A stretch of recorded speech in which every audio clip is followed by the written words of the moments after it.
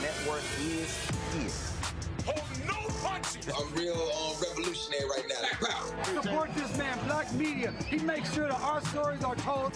Thank you for being the voice of Black America, Roland. Stay black. I love y'all. All momentum we have now, we have to keep this going. The video looks phenomenal. See, there's a difference between Black Star Network and Black-owned media and something like CNN. You can't be Black-owned media and be scared. It's time to be smart. Bring your eyeballs home. You dig?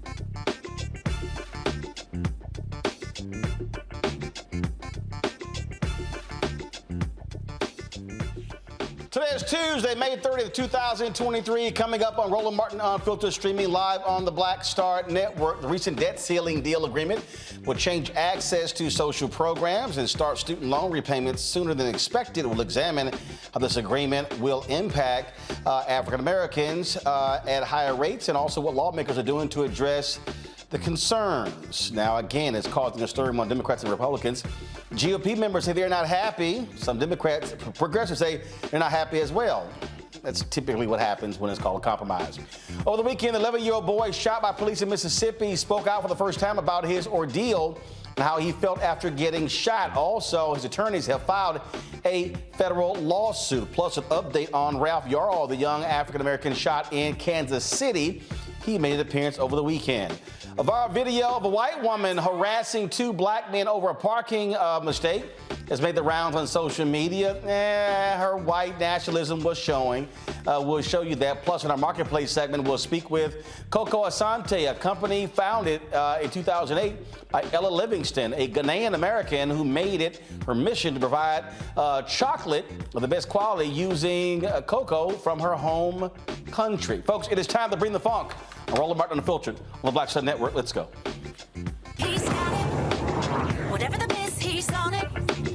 Whatever it is, he's got the scoop, the fact, the find. And when it breaks, he's right on time and it's rolling. Best believe he's knowing. Putting it down from sports to news to politics. With entertainment just for kicks, he's rolling.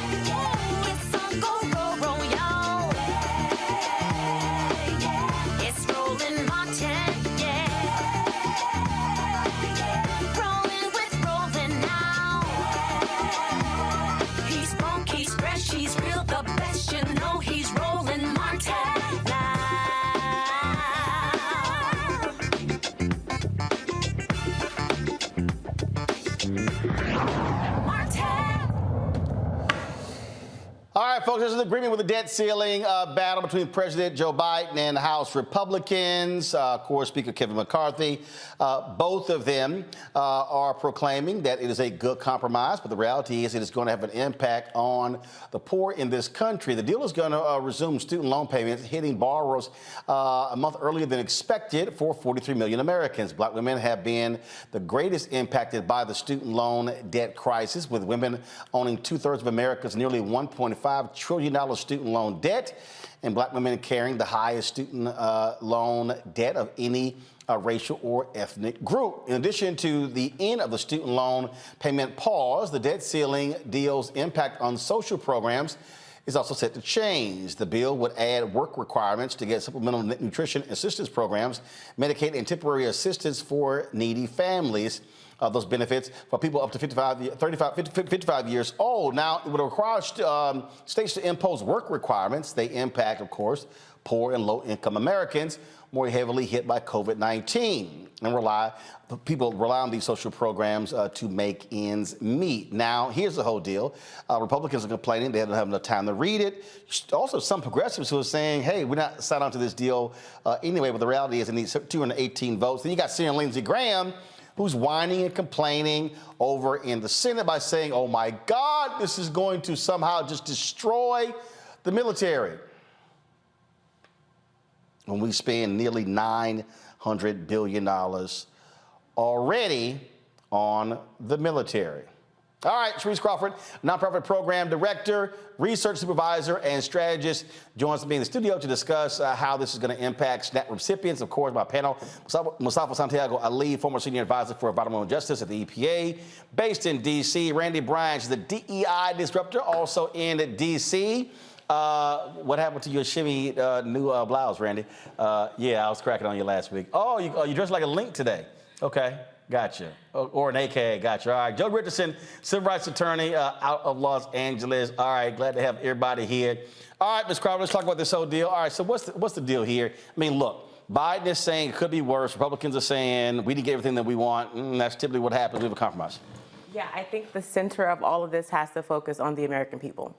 And I think that that's where we have to draw the line. The U.S. Department of Agriculture just published their report 5 days ago, stating that the food increase is going to be at 6.5%, up to 7.5% this year. So food, if the USDA is telling us that people are going to be hit harder than ever before with the cost of food and the cost of living, then we need to be listening. Well, it goes to show you that I always talk about all the time how Republicans are not necessarily pro-life. When you want to sit here and cut food benefits, I mean, my goodness, that's kind of basic. Well, they need to follow suit. The District of Columbia, congratulations to us. We just published a unanimous resolution that's going to increase the Supplemental Nutrition Act by September 2023. So thank you so much. Councilman Jennings Lewis George was champion for that, along with many of us who have been proponents of making sure that neighbors can have basic human rights like food. Mustafa, when we talk about this again, this agreement, I mean, look, the whole deal is just real simple. It's that they've been going back and forth. You've got McCarthy, he cannot depend upon his caucus. You've got the Freedom Caucus already yelling and complaining, and they say, hey, it is worth us defaulting on our debt in order to have these spending cuts. But they were kind of quiet when Donald Trump jacked up massive spending and had tax cuts for the rich. Yeah, I think it was 3 times Donald Trump allowed ceiling to increase. But now we find right here where they're so struggle to be able to get the vote. Actually, Mustafa, hold tight 1 second because I'm hearing every other word from you. So let's figure out his audio. I'll go to you on this point, Randy. And look, when you have these negotiations, they always happen. But again, it's amazing how all of a sudden the so-called fiscal conservatives have decided to get real fiscal conservative when they had no problem cutting lots of, first of all, cutting taxes to benefit the rich when Donald Trump was in the White House. Right, that's who they serve. I think they make it very clear that they are there to serve the people that are them, that are wealthy, that are white, and mostly male. And they are not thinking about how, look, they don't care about how these programs and these cuts will affect disproportionately Black and brown people. You know, I'm getting a real kick out of this one here, Joe, and that is they tried to target the IRS in this whole deal. $80 billion, of course, was awarded to the IRS to hire more agents. Okay, now I'm confused. Okay, they were going to hire more agents over the next 10 years to go after the folks who are cheating, who is largely the rich. And isn't the job of the IRS to bring back more money? So if you have a fiscal problem, don't you think it's a good thing to get more money? But to Randy's point, those are largely rich white folks, and they don't want the IRS going after them. It's law and order as long as we're good with it, as long as it's fun to us, and as long as it's not focused towards our friends. Yes, it's common sense that they would get more money if there were more IRS agents collecting things that were out there. But regular folk are already getting hit by the government. We're not cheating that way. When you're talking about hundreds of thousands to millions and more, the potential to collect that would seem to be something that you'd want to do. So, but instead, of course, they want to get rid of FBI, they want to get rid of IRS, they want to get rid of everyone that has the potential to bear down on their friends. And so you've got this very little bit of discretionary money that you can touch. Most of the things that are in the budget can't be touched at all. And of course, we can talk about some other time how this is a whole nother discussion that should not be this hostage-taking situation. And so now you just want to cut on the regular people. And so here's where you are. I think we got you back. Mustafa, go ahead and finish making your point. Mustafa?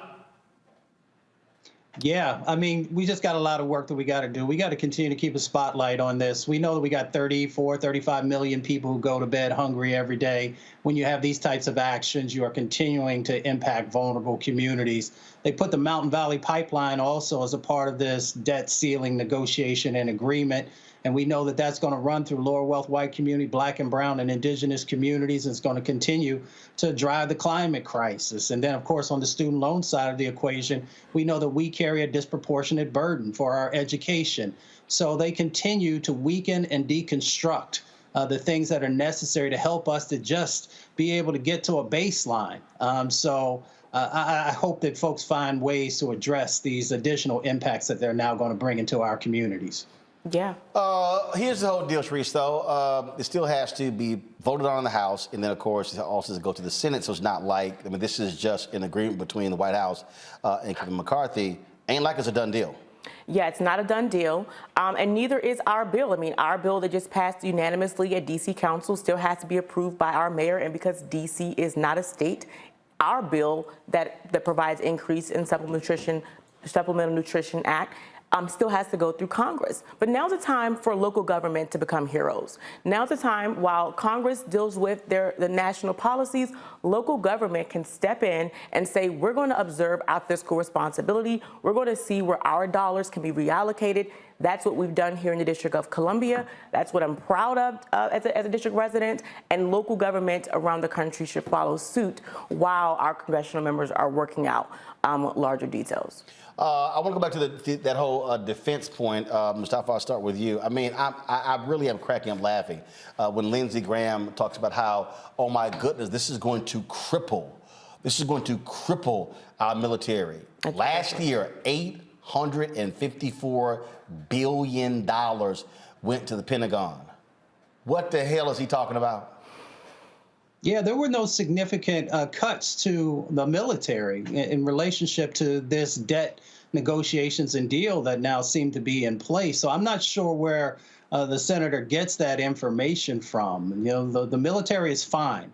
It is the other folks whom the military fights for who are the ones that are dealing with these disproportionate impacts that exist inside of this agreement. So he really should be focused on the folks there in South Carolina who are hungry. He should be focusing on the folks in South Carolina who are tired of dealing with the floods and dealing with the hurricanes. He should focus on the educational needs that exist in South Carolina if the senator wants to actually be focused in a direction that has real meaning. I mean, I just sit here and I really do laugh at these people. Last year, Randy, Congress gave the Pentagon $30 billion more than what Biden was even asking for. How in the hell is it going to cripple the military? Right, but there's no problem with them, as we have seen in the past, of spreading wrong information to get what they want.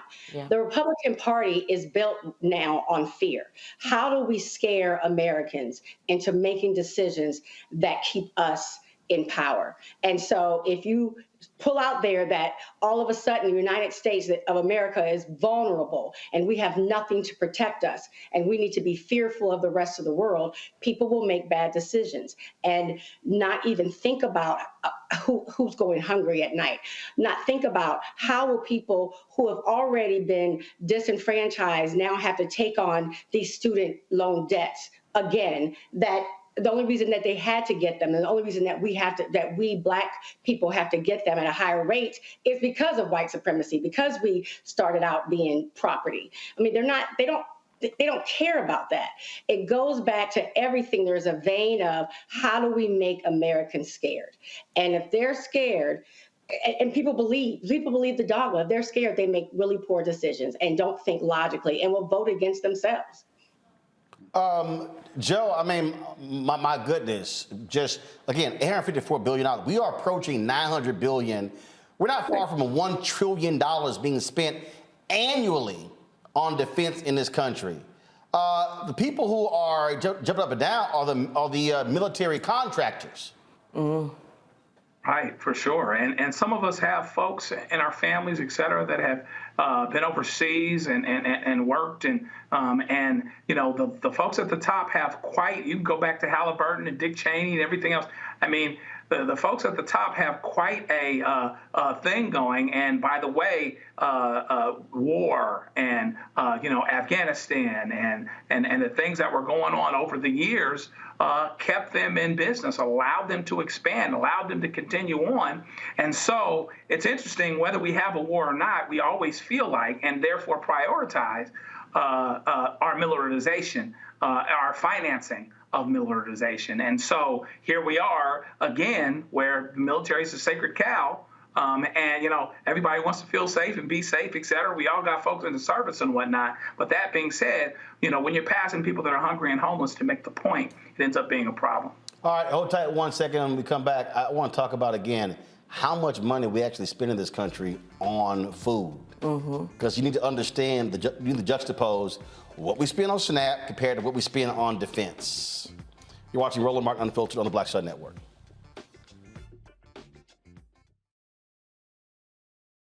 Hatred on the streets, a horrific scene, a white nationalist rally that descended into deadly violence. White people are losing their damn minds. As an angry pro-Trump mob storms the U.S. Capitol, we've seen shooting. We're about to see the rise of what I call white minority resistance. We have seen white folks in this country who simply cannot tolerate black folks voting. I think what we're seeing is the inevitable result of violent denial. This is part of American history. Every time that people of color have made progress, whether real or symbolic, there has been what Carol Anderson at Emory University calls white rage as a backlash. This is the rise of the Proud Boys and the Boogaloo Boys. America, there's going to be more of this. Here's all the Proud Boys, guys. This country is getting increasingly racist in its behaviors and its attitudes because of the fear of white people. The fear that they're taking our jobs, they're taking our resources, they're taking our women. This is white fear.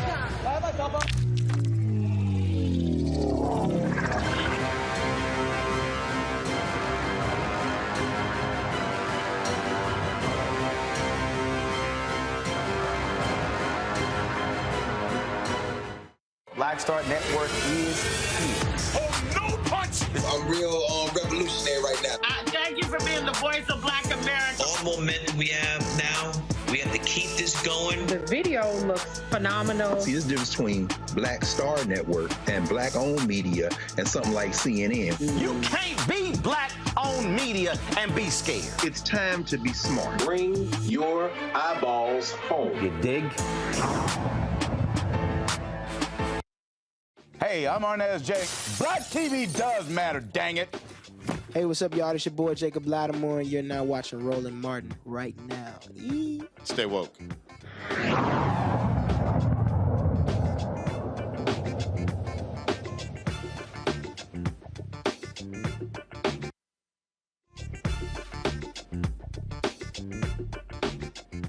All right, folks, welcome back. Roland Martin Unfiltered on the Black Star Network. We're talking about the debt ceiling. This agreement, of course, is going to lead to a variety of cuts, things along those lines. Sharice Crawford joins us right now. We also have Mustafa, Randy, and Joe as well. Sharice, how much money do we spend annually on SNAP benefits in this country? So it's really averaging, we're talking about the average family of 3 would spend about $24,000 to $25,000 in excess cost. And that number fluctuates whether the U.S. family is larger or the U.S. family is less. So this is based on an average family of 3 being about 50% of the population. Well, the point is, we only spend, okay, so here's the deal. SNAP spending went from $63 billion to $127 billion. So let me be real clear. So we spent $854 billion last year on the Pentagon. Yeah. And they're complaining, but they want to cut SNAP benefits. We spent $127 billion. There's no comparing the two. How do you compare food safety versus national and foreign safety? You just can't. I mean, this right here, Mustafa, is the problem that I have because it speaks to priorities. And again, it's a little hard to say. First of all, how can you have, and I'm going back to remember when we put in place food standards in schools, because that was called a national security risk because we had, frankly, malnourished Americans. And so all these people are complaining about, defense being cut. Well, guess what? They also are seeing record lows number of people who are actually even going into the military. Y'all might be more concerned about who the hell's not signing up than throwing more billions at defense. Yeah, and it's a deeper conversation on the military. I handled those issues when I actually worked up on Capitol Hill there for a couple of years. So we got to actually take a look at what's really going on here. The folks whom are the ones who are hungry in our country are lower wealth white communities, the black and brown communities, and people have often seen our communities as sacrificable. And we see that playing out once again in the prioritization of where the cuts are happening across our country. We have to change that dynamic because we impact education, we impact people's ability to be able to work, we impact a number of things when people can't have, clean and healthy food to actually put into their bodies. I mean, that right there, again, for me, is the problem, Randy. How people don't want to deal with that. Again, this notion that we are not spending enough on defense is crazy. When in the last year of Obama, reports showed that there was 125, I want everybody to hear what I'm about to say. In the last year of Obama, a report was released showing that the Pentagon had $125 billion in waste. $125 billion, okay? The budget now is $854 billion. If you actually look at what they deem to be waste in SNAP programs, it's about 4%. That's a lot higher waste in the military than it is when it comes to food. But you're talking facts. Facts. And these people don't deal in facts. They deal in propaganda. There's no way they could look at those numbers and truly believe that there's a shortage or be worried about what we're spending in defense. But there's a lot of people that get very wealthy, as someone mentioned earlier, like Halliburton, off of these defense contracts. Also, that's some people love for us to show patriotism through war. And we see it as our country is and as we try to invest in Department of Defense. But even these people walking around with these guns and things, it's seen as the American way. And she's absolutely right. My research is focusing specifically on behavior patterns that deal with food insecurity, behavior patterns that deal with malnourished people. And research is showing that much of the gun violence and the violence we are seeing is directly related to unhealthy and poor health people. So we need to look at our domestic violence as a part of that and allocate resources from the domestic budget for defense to food safety. Joe, final comment, Joe. Yeah, the problem is it's not politically expedient and politically advantageous to tell the truth and say, here's where our problem is. Let's take care of each other, make sure we're eating, we'll act better, we'll do better, we'll hurt each other less, and we'll be better off for it. But that's not popular to say. Do you expect folks who advocate for the poor to be quite vocal as this thing makes its way through? First of all, it's a 99-page agreement. They got 4 days to read it, and which is a lot fewer pages than that 500-page tax cut Trump imposed. So do you expect the advocates for the poor to try to make changes to this agreement? Absolutely. I mean, not advocates for the poor, advocates for human rights, advocates for human decency are already stepping up because they're showing what the deal is in our local budgets. So they're going to keep applying pressure. They're going to get the pressure from their local voters who actually put them in the seats and not the folks that they're negotiating deals with on the Hill. So absolutely. We're asking everyone needs to step up to make sure that there's equity in food access. All right. We certainly appreciate it, Sharice. Thanks a lot, folks. Going to a break. We come back more on Roland Martin Unfiltered right here on the Black Star Network. Don't forget, if you're on YouTube, hit the like button. Also, download the Black Star Network app, Apple phone, Android phone, Apple TV, Android TV, Roku, Amazon Fire TV, Xbox One, Samsung Smart TV. Also, support us in what we do. Your contribution makes it possible for us to travel this country. So please join our Bring the Funk fan club. Send check-in money orders to P.O. Box 57196, Washington, D.C. 20037-0196. Cash App, $RM Unfiltered, PayPal, R Martin Unfiltered, Venmo is RM Unfiltered, Zelle, Roland at RolandSMartin.com, Roland at RolandMartinUnfiltered.com, and of course, you can get a copy of my book, White Fear, How the Browning of America is Making White Folks Lose Their Minds, available at bookstores nationwide, Ben Bella Books, Amazon, Barnes & Noble, Target. You can download your copy on Audible. And don't forget, you want to watch our 24-hour streaming channel, simply go to Amazon Fire, click Amazon News, and you can check us out 24/7 right here. I'll be right back. That was a pivotal time. I remember Kevin Hart telling me that. He's like, man, what you doing, man? You got to stay on stage. And I was like, yeah, well, I'm young, thinking, I'm good. And he was absolutely right. What show did you have at the time? This was one-on-one. Got it. During that time. So you're doing one-on-one, going great, you making money, you like... I'm like, I don't need to leave. I don't need to leave from, Wednesday, Thursday to Sunday. I didn't want to do that. It was just like, I'm going to stay here. Or I didn't want to finish work Friday, fly out, go do a gig Saturday, Sunday. I was like, I don't have to do that. And I lost a little bit of that hunger that I had in New York. I would hit all the clubs, run around. Sometimes me and Chappelle or me and this one or that one, we'd go to the Comedy Cellar at 1 a.m. and that was our life. We loved it. You do 2 shows in Manhattan, go to Brooklyn, leave Brooklyn, go to Queens, go to Jersey. And I got complacent. I was like, I got this money, I'm good. I don't need to go chase that, because that money wasn't at the same level that I was making, but what I was missing was that training. Yes. Was that. And it wasn't the money. It was the money. It was that's what I needed.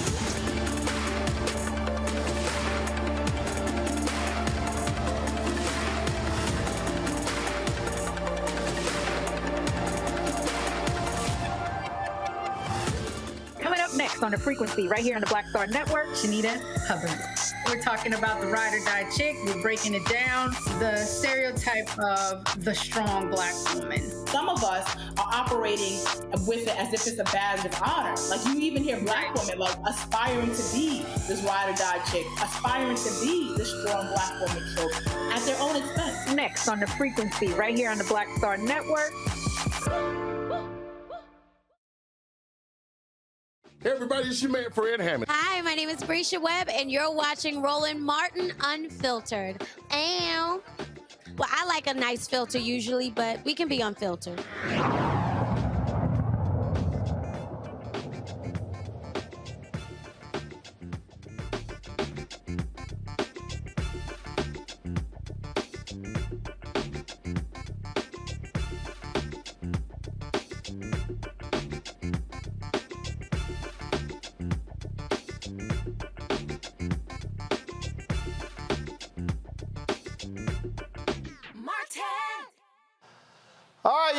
Texas actually did something good for a damn change. That is, they passed the Crown Act. Texas Governor Greg Abbott signed House Bill 567, also known as the Texas Crown Act, into law on Saturday. Of course, the Crown Act deals with, again, outlawing discrimination based upon hair texture or protective hairstyles associated with race. The bill received overwhelming support in the Texas Senate with 29-1 votes, and in the Texas House, 143-5. Now, remember, Republicans dominate the Texas House, but remember, Republicans in Congress blocked the Crown Act on the federal level, but it was finally passed in the House, but then, of course, the Senate chose not to vote. It promotes inclusivity and respect for diverse hair types and styles. And what gets me, Randy, are these people who say, oh, well, we have enough laws against this. We don't really see this as a problem.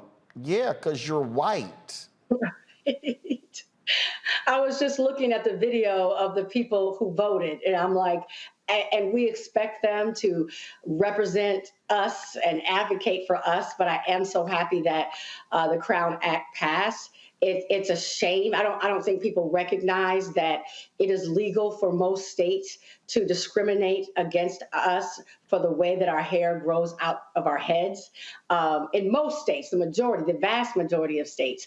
So, but these steps are important, and I'm happy to see that, we've made at least another small step, particularly in Texas. Absolutely. And look, the reality is, when you look at this particular, bill in this problem, I mean, look, there have been problems in Texas, Joe, where folks have not been allowed to literally graduate. We've dealt with individuals who have had these problems when it comes to being in school, and just makes no sense whatsoever. This here was the vote in the Texas House. Yeah, I mean, hold on, Joe, one second. HB 567 by Bowers, latent discrimination on the basis of hair texture or protective hairstyle associated with race. Chair recognizes Ms. Bowers to explain the bill.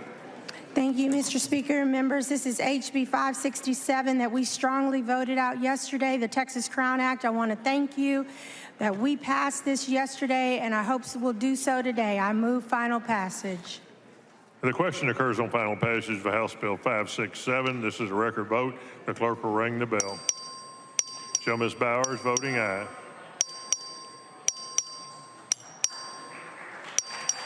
Have all members voted? There being 143 ayes, 5 nays. House Bill 567 finally passes. Lays out on third reading House Bill. Joe, the thing here, again, we have seen students who've been impacted because you have folks discriminating against black people because of their hair.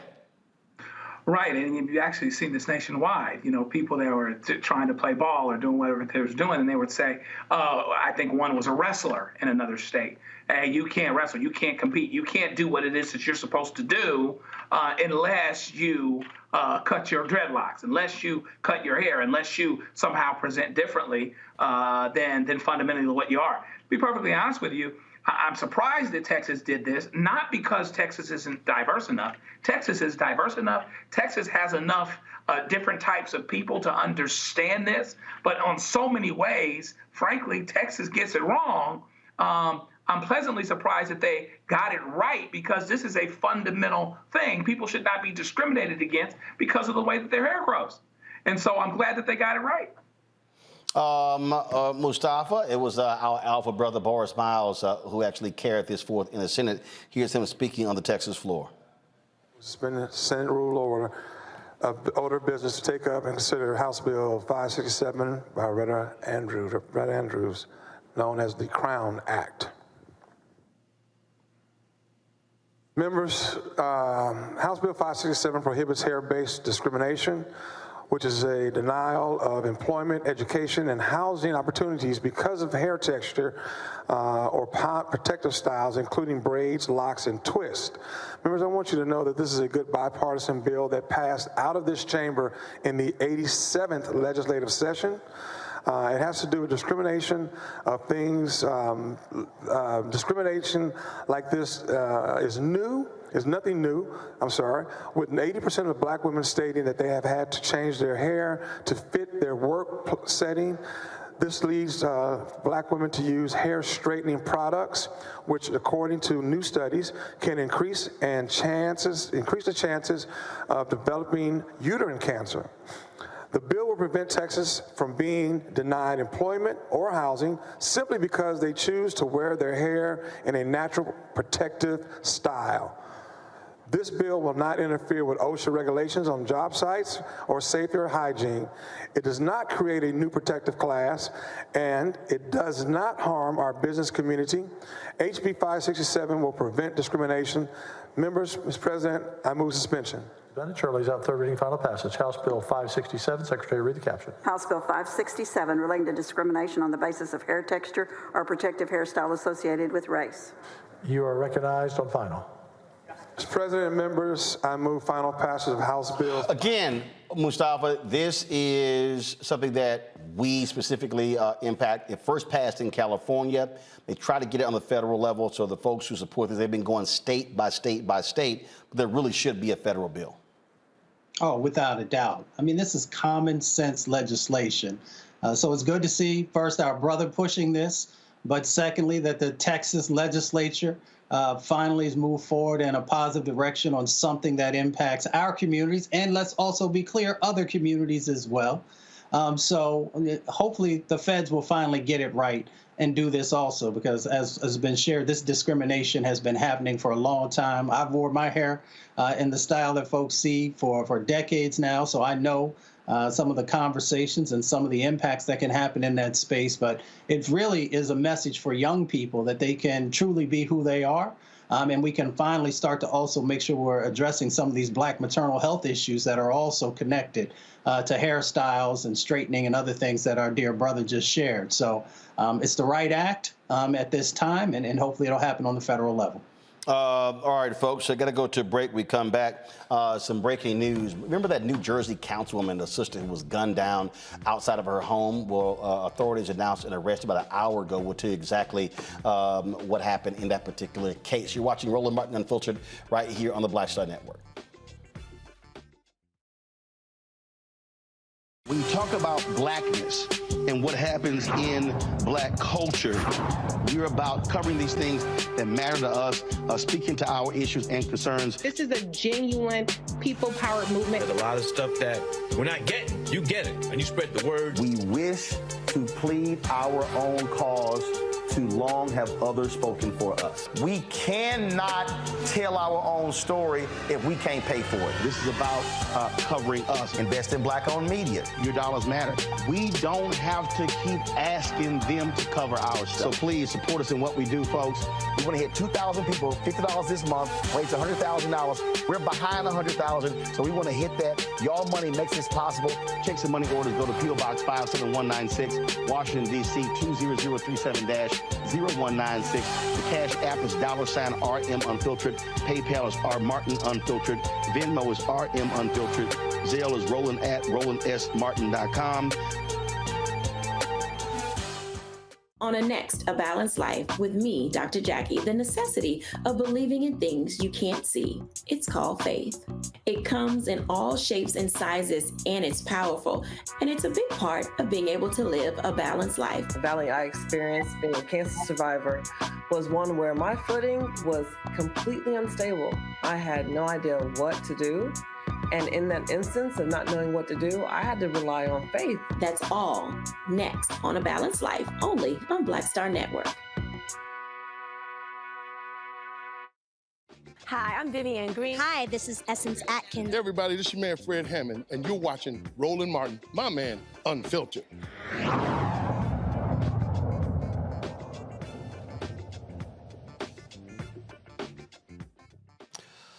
All right, some breaking news out of New Jersey. About an hour ago, authorities announced that a Virginia man has been arrested for his involvement in the death of a black pastor who also was a councilwoman there in New Jersey. This is the Associated Press story right here. Of course, Eunice Duamfor was shot and killed in her SUV outside of her home in February. Rashid Ali Bynum, who's 28 years old, of Portsmouth, Virginia, he was actually arrested in the death of the 30-year-old woman. Authorities traced his travels from his cell phone and vehicle location. Apparently, they knew each other from the particular church there. His phone number was actually in her phone as well. They were part of this Prosperity Gospel Church Champions Rural Assembly, as well as the related church, the Fire Congress Fellowship, which has a branch in Virginia. No word on exactly why this actually took place. But again, they don't know, as you say here, beyond that, he did not know the nature of their relationship, and the prosecutor declined to discuss a possible motive. And so it is an arrest in that particular case. You might remember she was a Republican councilwoman there in New Jersey. And again, people were shocked and stunned at her death when she was actually gunned down. Her 11-year-old daughter heard the gunshots as she was pulling up to the home. And again, this 28-year-old man out of Virginia, he has been arrested in connection with her death. Certainly a sad story there. Folks, let's talk about Mississippi, where we had the attorney on the other day, the 11-year-old young kid who was shot by a cop in Mississippi. Well, today, Carlos Moore actually went to federal court and filed a lawsuit on behalf of the family in that particular case. And the 11-year-old gave an exclusive interview to ABC News. And then when Greg shot me, I did this to my chest. It feel like a taser, like a big punch to the chest. That's what it feel like getting shot. And do you remember where your mom was at that time? Did you collapse? Did you fall down? Mm-hmm. She was outside. And then I ran to my mom. And then so I was bleeding from my mouth. And then I would just remember singing a song. And what song were you singing? No weapon formed against me shall prosper. Absolute miracle that he is alive. Again, this is what Carlos Moore posted on social media. Headed to file a federal lawsuit today against the city of Indianola Chief Ronald Sampson and Officer Greg Capers for shooting my 11-year-old unarmed client named Adirian Murray on May 20th. Justice is within reach. It is absolutely, stunning, Joe, that young kid is able to talk about that shooting, where, again, he called the cops because of a domestic disturbance. Joe, hold on. I think you're on mute. Guys, turn his mic up. Let's go. Go ahead, Joe. Can you hear me? Yes, now we got it. Yeah, once again, you're dealing with the adultification of a young black boy. Is what he was, what he is. He's 11 years old. He's young, and he comes out compliant. He's the one that called the police, and he finds himself shot. It's absolutely incredible, but he is a miracle. This is why you see miracles. You know, the gifts and the callings of God are without repentance. And so he'll have nothing to repent about, because I think that he'll live a long life and he'll do some wonderful things. But meanwhile, back at the ranch, I'm glad the lawyer is suing them now, suing them hard, suing them well, and suing everybody up and down the line, because there's no reason that this young brother should have gotten shot in this particular instance by the police that he called to help him be safe. This is what I keep saying to folks that we have to deal with, Mustafa. And unfortunately, look, we got to be as aggressive in going after these police departments and going after these officers personally than anyone else to get change. Yeah, well, my grandmother says when you know better, do better. Many of these police departments, some of these police officers continue to not do the right thing, so they have to be held accountable just like each and every one of us would be.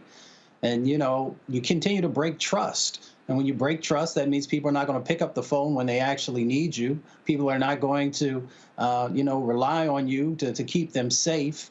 And we continue this spiral. We just got to change this dynamic. I'm so glad that that young man was able to survive because the mental impacts of being shot are going to follow him throughout his life. So I hope that folks will make sure that the resources and the tools that he's going to need and the therapy he's going to need continue to be in place. Randy? Who do our children have to call? I mean, you think about, you raise your children and say, if there's an issue, you can call 911, or if you see a police officer, ask for help. But he did that. The 11-year-old child did that and was shot for no reason. And guess what? The police officer who shot him is on paid leave. He is on paid leave. So it's infuriating. It's infuriating. It is. Now, speaking of infuriating, have y'all seen this video? It was a black woman on an airplane, and she was sitting next to this guy, and he decided to, let's just say, tweet a few things. Text a few things. And what he didn't realize was that she could see what he was typing. Now, what then happens is, about 4 hours go by, and she was like, you know what? I really need to say something to this fool. And she did. And of course, what she had to say went viral when she decided to jam homeboy up. Let me see. I want to pull up this video because, man, talk about it got real uncomfortable on the. It got real uncomfortable on the plane. But see, here's the thing for me whenever I see this. Okay, so she busts the guy, and then you hear him saying, "Ooh, I'm sorry," and she wanted to let him know that I see what you're doing here. I see what's going on, and again, she confronted him, and I was with 100% because I'm telling you right now, if that had happened to me on the airplane, it would have got jumped on. I'm gonna pull the video up in a second, but I don't understand these folk, again, who love to show their racism. And he made it, the comment that he made, Mustafa, was having to sit between a big black woman and these gay people on the plane, and actually said they should raise the prices. People's foolishness has no bounds, if you will. And that's why you got to put people on blast, put a spotlight on racism and racist individuals so that the world can see exactly who they are. And so that the repercussions that also come from your foolishness, from your bigotry, is also out there. And in many instances, folks lose their jobs, they lose the respect of folks around them, and rightly so. This is the actual, let's see here. I'll make sure this is the right video here. Y'all, check this out.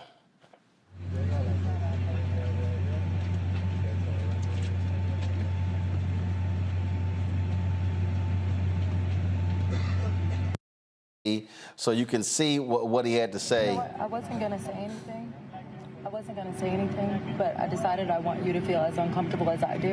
And I want you to know that I saw your text messages and I think you're disgusting. What text message? You know exactly what I'm talking about. I'm not going to repeat it because everybody doesn't need to know, but I want you to know that I know. I saw you and I think that you're disgusting. You don't have anything to say to that, right? No. Yeah, I didn't think so. And speaking of, you should. And speaking of airlines weeding people out, maybe if they raise prices, maybe you wouldn't be able to afford to sit with your family. That way they don't have to sit next to black people. Okay? Yeah. No, you don't have to be sorry to me. You're sorry because I saw it. But I want you to feel as uncomfortable as I do sitting next to you. You should be. Hey, these folks love showing themselves, Randy. And I love that the sister woman called him out. I tell people, make racism costly, either to their egos or to their pocket, but don't let them be comfortable with showing out. Joe, I would assume you agree. Oh yeah, no doubt about it. And she did it real classy-like. Didn't call the stewardess, didn't call anybody else, didn't call the air police, as it were. Just let it know. Listen, I see you and I hear you, and you ain't nothing, and it's not a secret. And so I like that. She did it real good. Mic drop.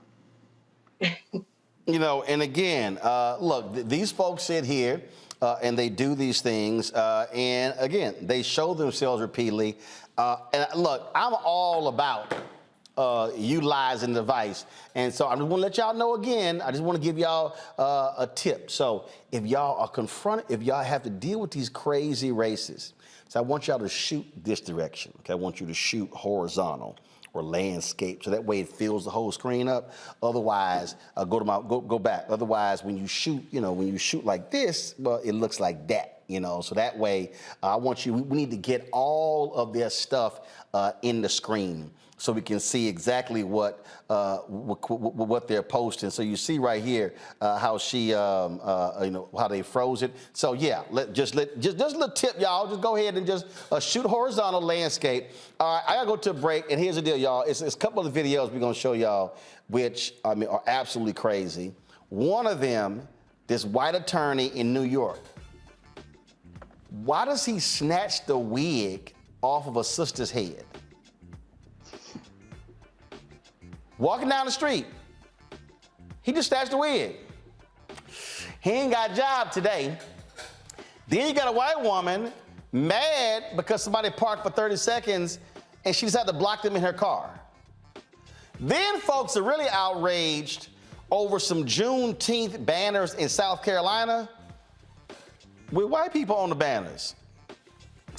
All these stories are absolutely mind-boggling, and we're going to talk about them right here on Roland Martin Unfiltered, right here on the Black Star Network. Don't forget YouTube. Hit that like button, y'all. We should want to go over 1,000, the 1,500 likes every single show. Also, download the Black Star Network app, Apple phone, Android phone, Apple TV, Android TV, Roku, Amazon Fire TV, Xbox One, Samsung Smart TV. Join our Bring the Funk fan club.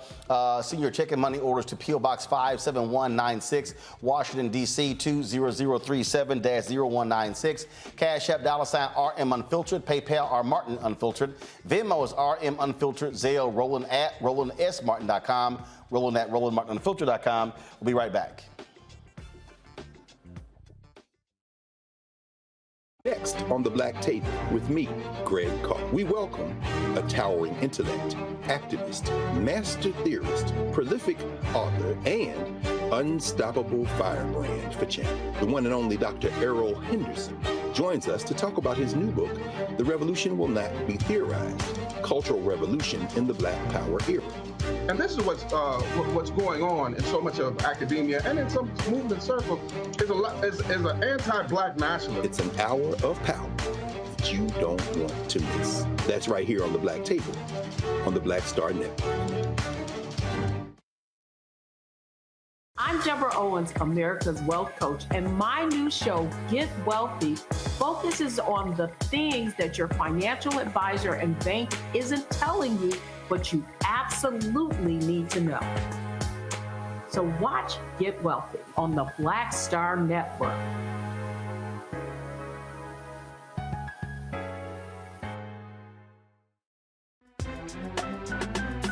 I'm Faraji Muhammad, live from LA.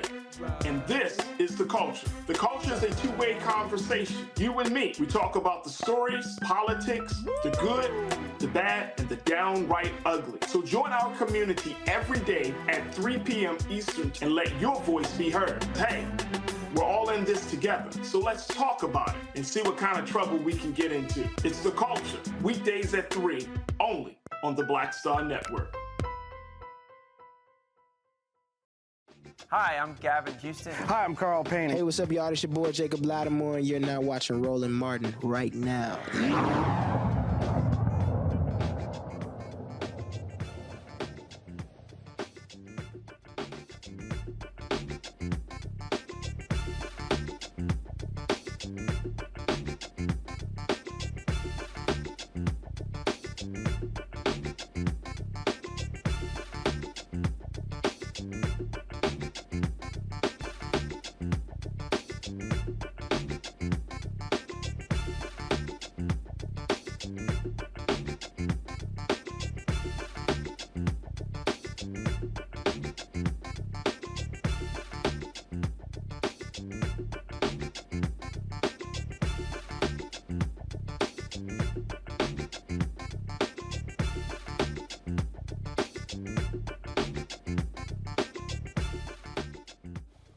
All right, I keep telling y'all there are some absolutely crazy and demented people in this country who just do stupid stuff, but you have to let stupid people do stupid stuff so when they lose their job, black people can apply for the job. So there's this singer in Brooklyn named Lizzie Ashley.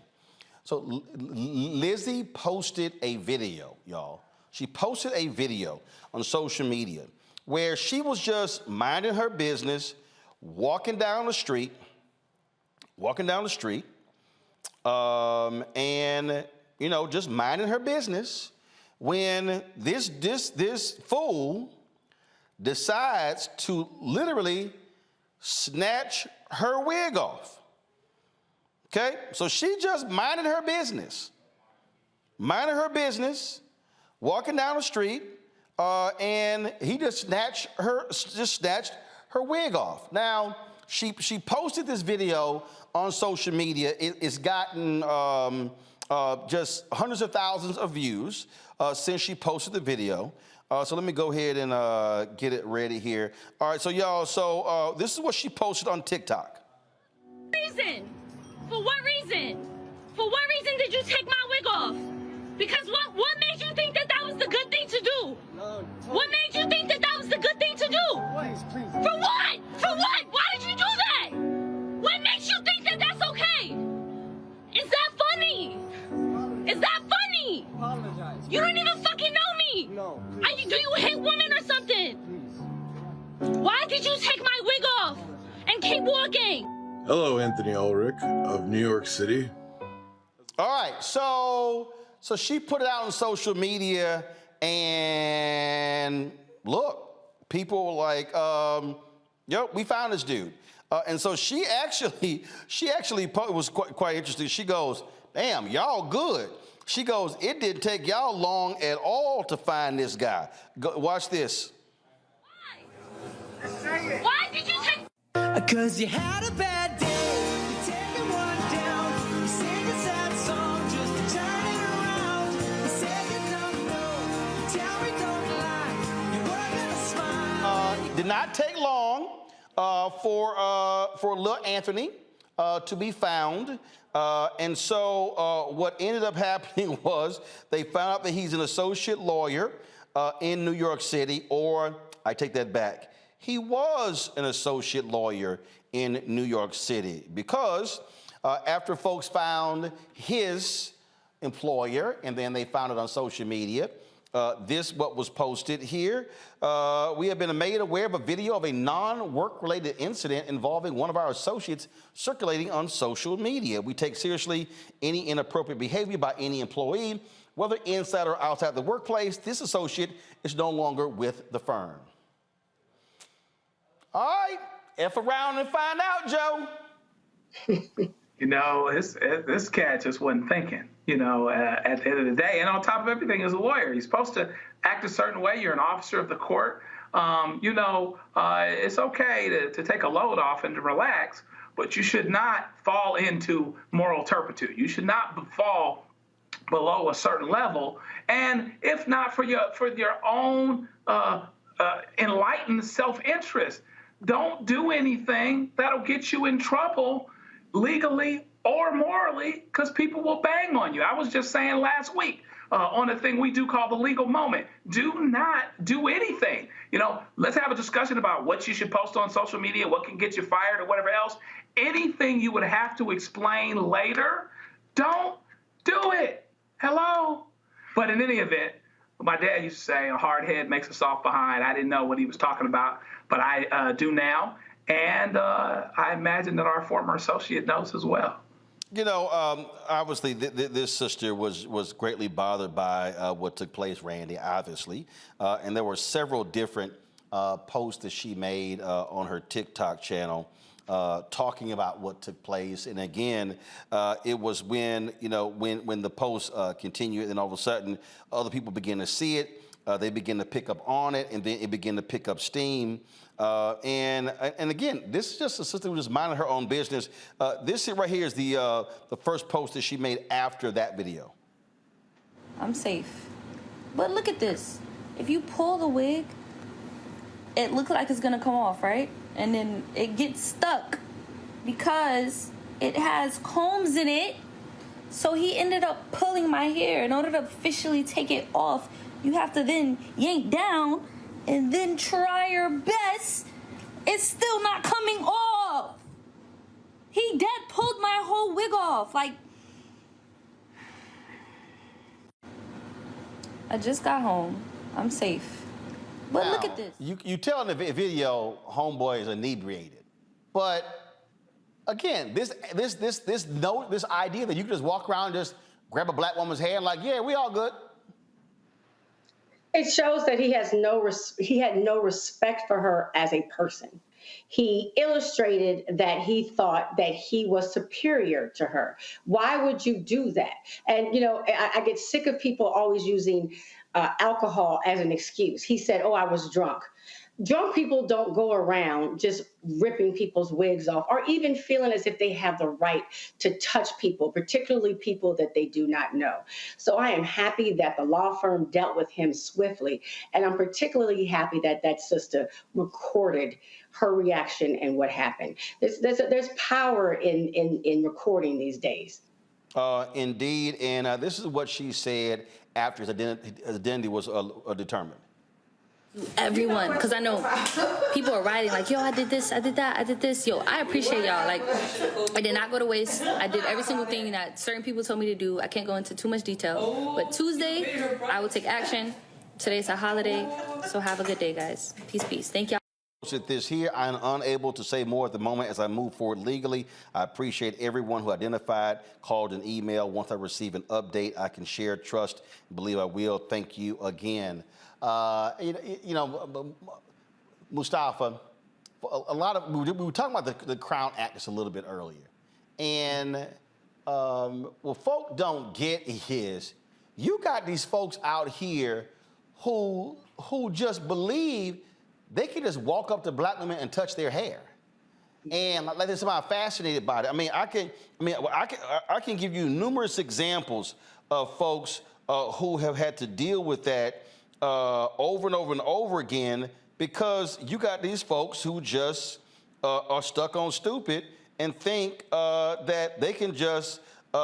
In fact, Rachel Ponder, I'm gonna find this here.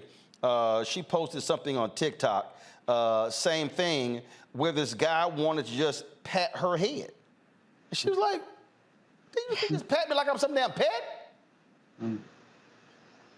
Well, you know, there's a long history in our country of white folks being fascinated with black people's hair and having all this mythology around our hair, wanting to rub our scalps for luck, and a number of other things. And that goes back to that whole privilege thing of thinking that you have the right to be able to do whatever comes into your mind in relationship to African American people.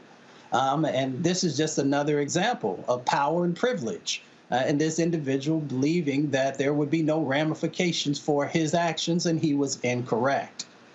Albert Einstein said there are two things that are infinite, the universe and human stupidity. And he said, I'm not too sure about the universe. And this individual showed that human stupidity is rampant, unfortunately, for some folks. All right, folks. So I was telling about Rachel Ponder, a young woman I know in Atlanta. She posted this on her TikTok page. To pat my hair, and I was just hella confused because I'm like, is this man this dumb? Where he is just culturally unaware of the dynamics that exist between white people and brown people. Like, what the hell? And so I'm going back and forth with him. I'm like, yo, no, I don't let nobody touch my hair. And then he goes, oh, okay, I see how it is. I see his tone changes. I see he sits down. Mind you, he's drunk. He's got a beer in his hand. And then he says this, don't worry, I'm gonna get to touch it anyway soon. It took everything within me now to blow the fuck up. Like, I'm talking like my whole body was just like on fire. On fire. Coming over my spirit. And I was like, no, the hell you won't. And I walked inside. Now I was shaking. I was angry. I didn't feel like getting up on the mic to sing no more. I'm like, fuck this shit. And it reminded me of this video I saw yesterday. Sir, for what fucking reason? For what reason? For what reason did you take my wig off? Because what made you think that was the good thing to do? What made you think that was the good thing to do? That man has been found. TikTok, Black Twitter did their thing, but to have that happen in less than 24 hours, I was a little triggered. Like the whole thing, it just was upsetting, and it made me also realize, I'm like, yo, does the black friend know he like this? Or the black friends, because one of them had left, but do they know he's like this? And I feel like one of them does, the best friend. I feel like he does, because you too comfortable. You're way too comfortable. And it reminded me of the Fresh Prince episode where Carlton is in a locker room and his best friend is saying the N-word all willy-nilly, and Will walks in and basically has to check the fuck out of them. So it's like this. I don't care what y'all do in private, but make sure when you get in public, you check yourself. Have some decorum.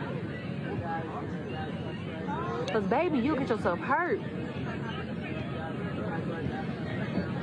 Yes, y'all. So he asked to pat my hair. They gonna roll up on a wrong black woman who will be with somebody, and you just want to reach out and touch their braids or their hair, and it's gonna get real fast. Joe? Oh, sorry. Yeah, it is going to get real fast. He's really lucky that somebody didn't jump on him. And by the way, from a legal standpoint, that's assault and battery. It's a harmful and offensive touching. And there is a route that way as well. I don't know if prosecutors are looking. I don't know if she's looking at her lawsuit options. It sounds like maybe that she is. But yeah, it's legally wrong, and it's also morally wrong. And some people out here in these streets will tax you on that. It would be a problem if I saw somebody do that to my daughter or my wife, for sure. We would be looking to put, we don't know how it come out, but we'd be looking to put something on them that soap didn't wash off. I'll tell you that for sure. And again, Randy, there are people who, like, I got some fool in the YouTube chat saying, Roland, don't encourage them. I'm not encouraging them. You walk up to somebody and you put your hands on them and you have no permission, they can stand their ground. They don't know what you're going to do. You might end up being beaten up or shot. I'm being real. Absolutely. The stand your ground people need to know that goes both ways, right? And if people don't want you to touch them, they don't want you to touch them. So you get what you get. I may not start the fight, but if you invite me to it, I don't like anybody touching me. And you said earlier, there's this fascination with black hair. I'm like, there's this fascination with black people, period. And people feel as if they have rights to access us in any way they want. And what people don't seem to understand here, Mustafa, when you talk about that history, there's a history of black people literally being museum pieces, ogling at African Americans in a lot of these traveling circuses. So this is not just, oh, y'all just overblowing this. No, this is what black people have had to deal with for centuries. This is another form of dehumanization of our people, and that's why you have to take it serious, because it starts with the touching of hair, and then being able to put your hand on somebody's shoulder, and then be able to put your hand in some other location, because folks, unfortunately, don't see us always as humans. So that's why you got to check it in the beginning and don't let it escalate. Oh. Our parents teach us very simply, when we go onto the playground, keep your hands to yourself. Oh, and don't forget what Terry Crews dealt with when he was at that party in L.A. when this white agent grabbed his crotch in the middle of the party. That agent was later fired, but Terry said he did not whoop his ass because he feared being the angry black man. I would have whooped his ass, but I'm just saying. But again, folks got to understand this is what we have to deal with as African Americans. All right, going to a break. We come back. My goodness, y'all. Okay, I'm a native Texan, and so now that Juneteenth is a federal holiday, I think we're going to have to explain to some people how we are supposed to act and behave about Juneteenth.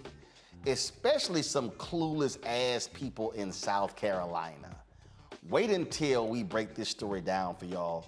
That's next, Roland Martin Unfiltered, right here on the Black Star Network.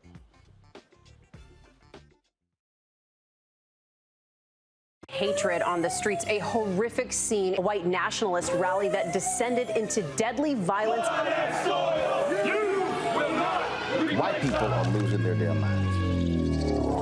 As an angry pro-Trump mob storms the U.S. Capitol, we've seen shooting. We're about to see the rise of what I call white minority resistance. We have seen white folks in this country who simply cannot tolerate black folks voting. I think what we're seeing is the inevitable result of violent denial. This is part of American history. Every time that people of color have made progress, whether real or symbolic, there has been what Carol Anderson at Emory University calls white rage as a backlash. This is the rise of the Proud Boys and the Boogaloo Boys. America, there's going to be more of this. Here's all the Proud Boys, guys. This country is getting increasingly racist in its behaviors and its attitudes because of the fear of white people. The fear that they're taking our jobs, they're taking our resources, they're taking our women. This is white fear.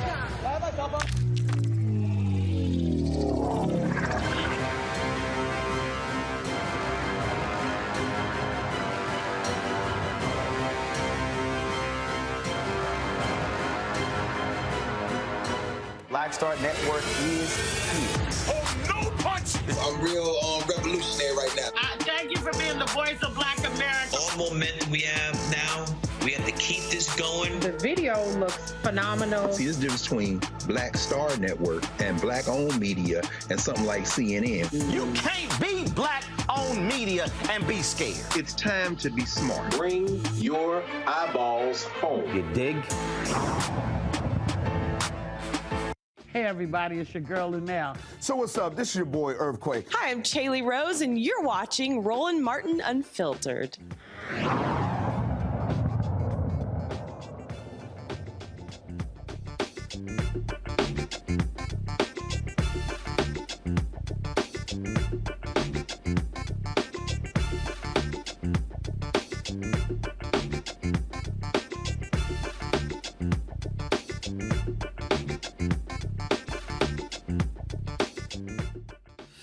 All right, folks, so let me just do some explaining here. So Juneteenth was a celebration that started in Texas to mark freedom or the end of slavery in that particular state. Now, it really wasn't the end of slavery until the 13th Amendment was passed later that year, in December, by Congress, the amendment. But, so, it became a state holiday in Texas in 1980.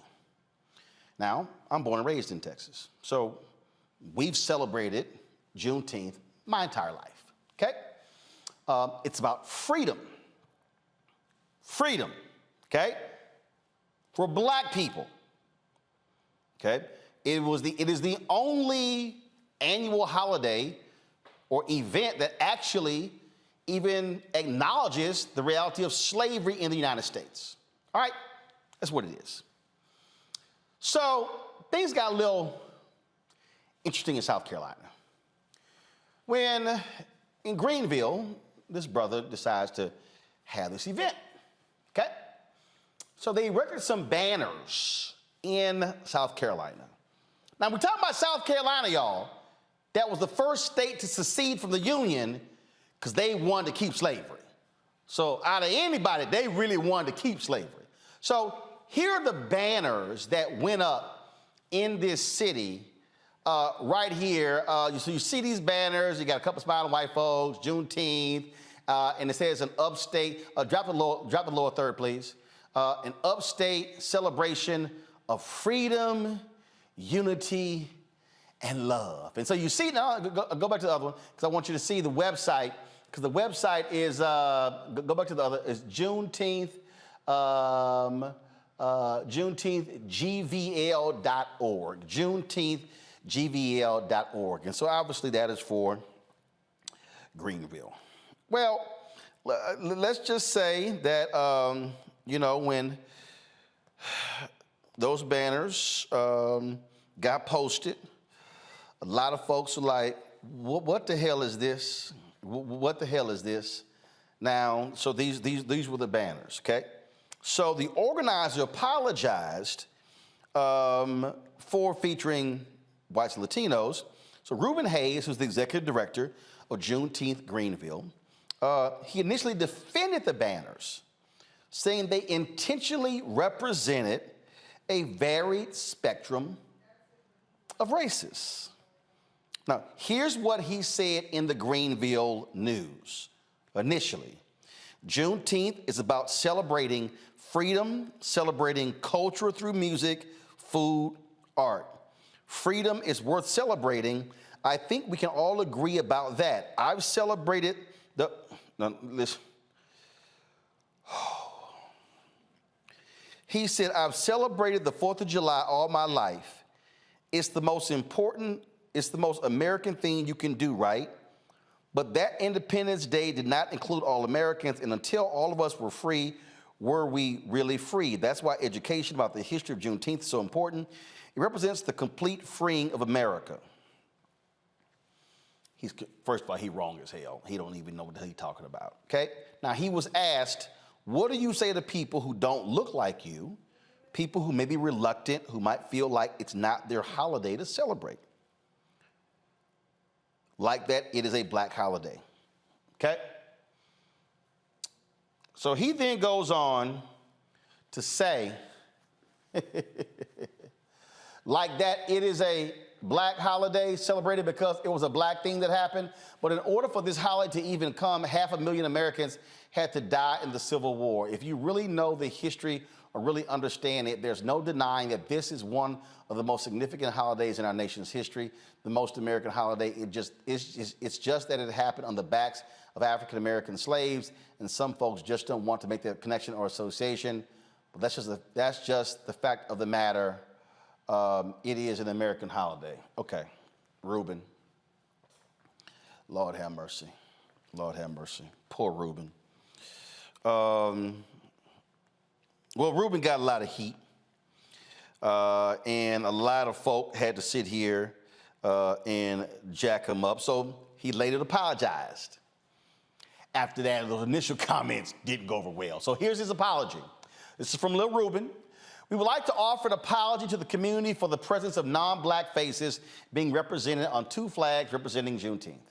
We acknowledge this mistake having been made and will correct the error quickly. This error was an attempt at uniting all of Greenville and thereby a slight oversight on one individual's part that prevented us from fully embracing the rich potential and celebrating the depth of the black culture through the message and meaning of Juneteenth. He did not capitalize black. And for that, we apologize to you, the entire community. The flags in question will be removed as soon as possible. Now, go to my iPad. This is the website. So clearly, they went ahead and made some changes to the website.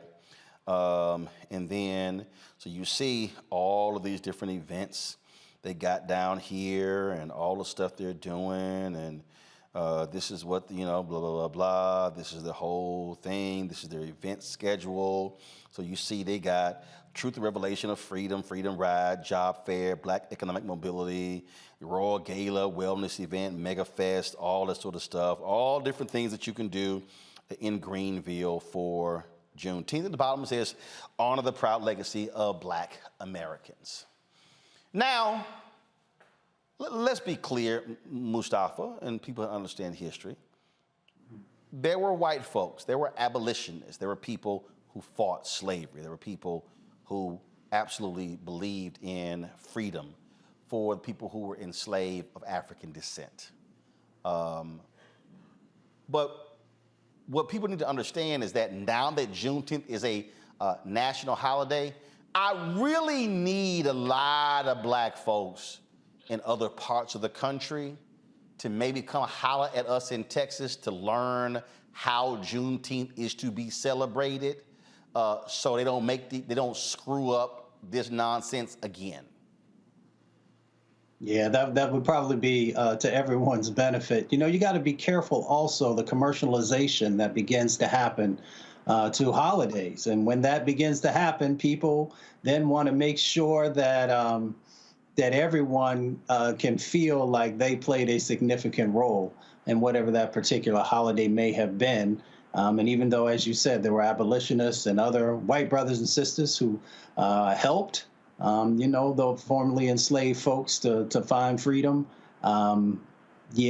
representation matters, and the representation should actually be our faces, our successes, our challenges, as the narrative that's going on, and not. We got to be really careful with the whitewashing that often happens in these situations. See, this happened last year, Randy. You're the DEI disruptor. So this happened in Arkansas, where there was a Juneteenth soul food festival and market. And it featured the hosts, Rex Nelson, Heather Baker, and David Bazell. And this was in Little Rock, too.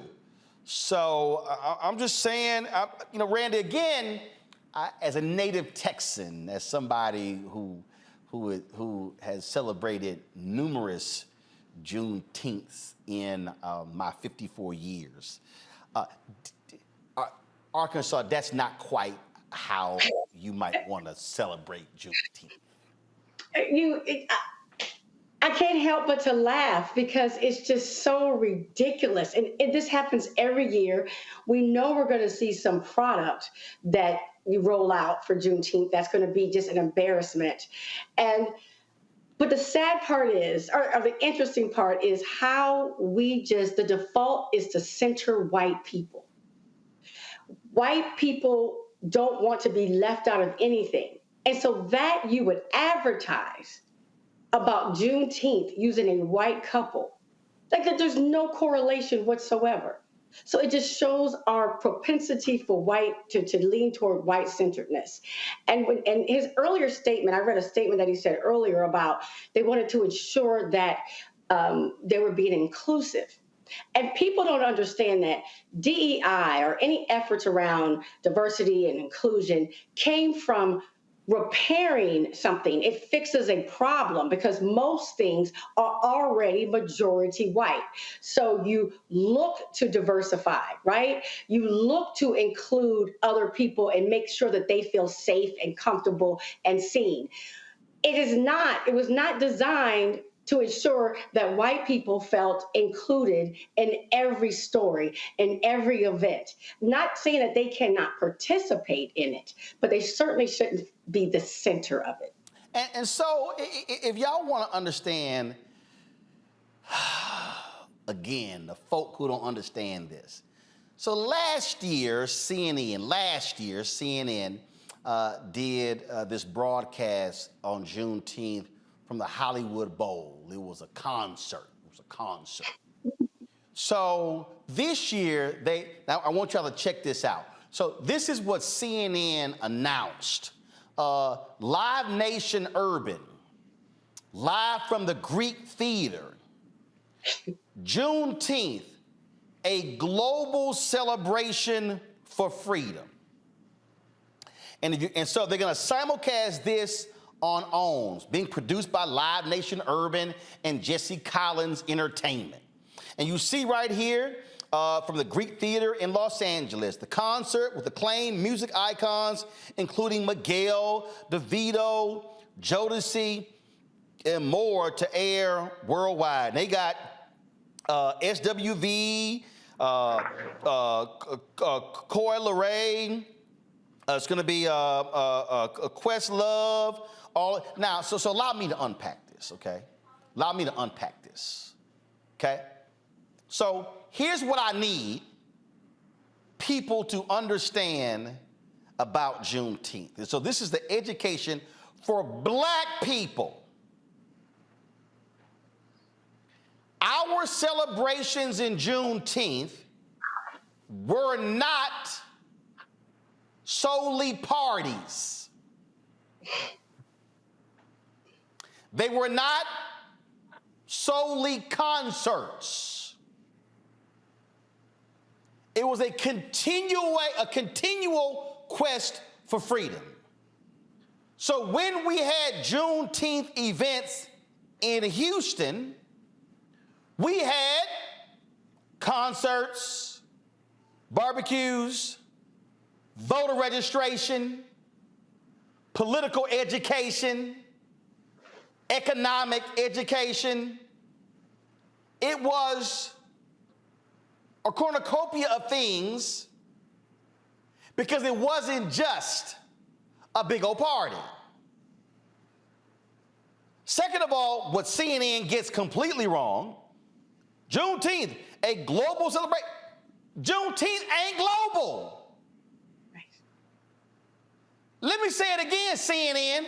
I know y'all having struggles with ratings, but clearly y'all didn't have many black people in the planning of this because Juneteenth is not a global celebration.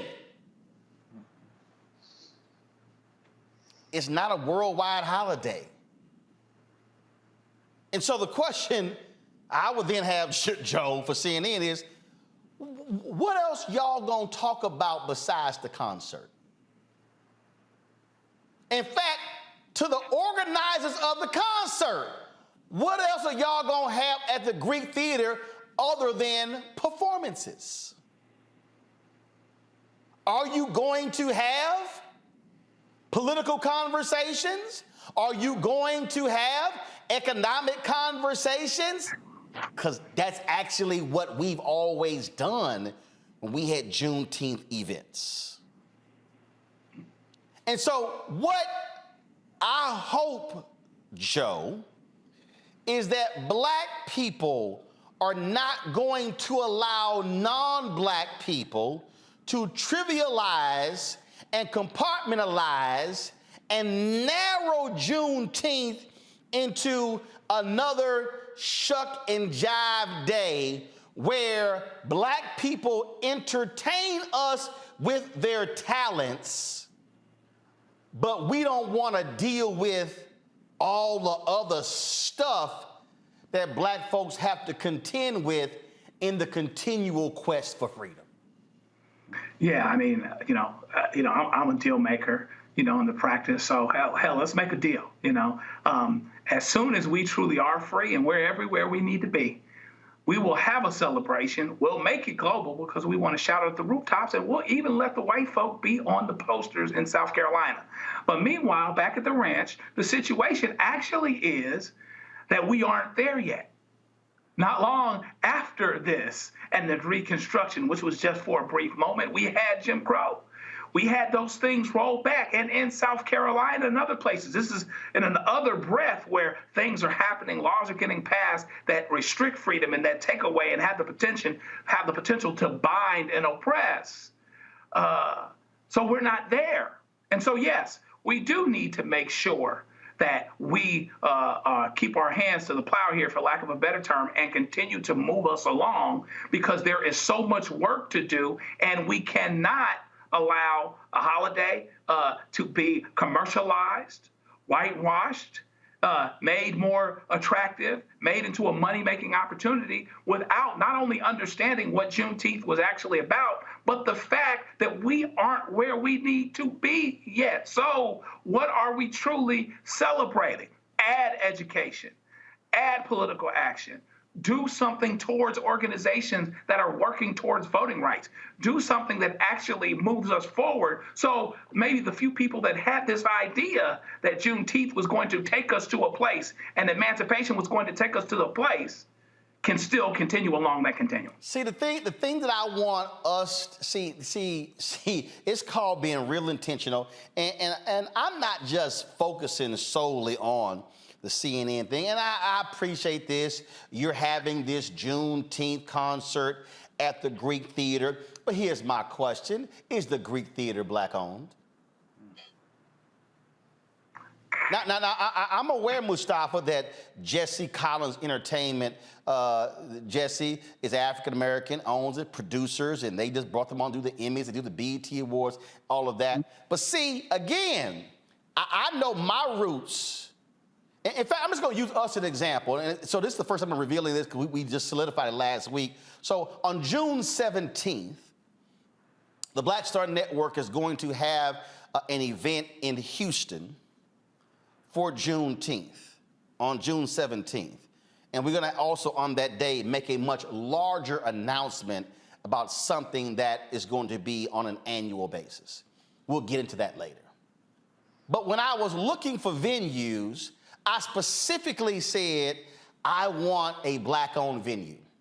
So we're going to be at the Power Center, which is owned by Windsor Village United Methodist Church. That's where it was built. They built it. And we already have signed up black caterer. We're looking at others. And so, again, I understand if I'm going to have a Juneteenth event, I want to make sure black folks are the ones getting paid. And so what I want our folks to learn to do is to be far more intentional as to how we approach these things. So everybody in Houston, and I'm setting the time, is probably going to be 12 to 4 on June 17th. But we're literally putting all these pieces together, and we're going to have an economic empowerment conversation. That's how we're actually starting this, because I do not want in the second year that Juneteenth becomes a federal holiday, I do not want us having party conversations and we ain't having no money conversation. Exactly. It always comes back to the economics. I mean, the strategic planning. When you're about to put an event on, the question should be the one that we raised. Who's the venue? Who owns the venue? How will those resources make it back to the communities that we are highlighting? Are we making sure that our contracting and subcontracting that's happening, that it is going back to those black businesses, that those dollars are so critically needed? So as you said, it is about intentionality, but that intentionality is infused into the strategic planning if you are serious and you are prioritizing, whether it is Juneteenth or other types of events that come out of our communities, then we have to just make sure that the dollars are actually making it to the spaces and places that need them the most. And that's the thing, Randy, that I want black people, as we're watching these Juneteenth events, as we're watching corporate sponsors, I want us to be asking much greater questions. Don't just sign on as a sponsor. What are you doing for black folks beyond the event? Absolutely. We need to not accept performative activism. We need to demand more from these corporations and organizations. They feel as if they can put a kente cloth on on some soap, and we think that they are down. No, we want to know. We want to look at your supplier diversity. We want to look at what you are doing within black communities. What does your board look like? How many advertising dollars are you sending to people like Roland Martin? So how are they really doing things to be equitable? Right? If they're talking about it, they need to be about it, and we need not to be bought so easily, because they will get away with what we allow them to. Well, and don't forget, last year, Walmart learned that lesson real quickly when they had their Juneteenth ice cream. Y'all remember that? Walmart had the Juneteenth ice cream, and folk were not happy at all about that Juneteenth ice cream.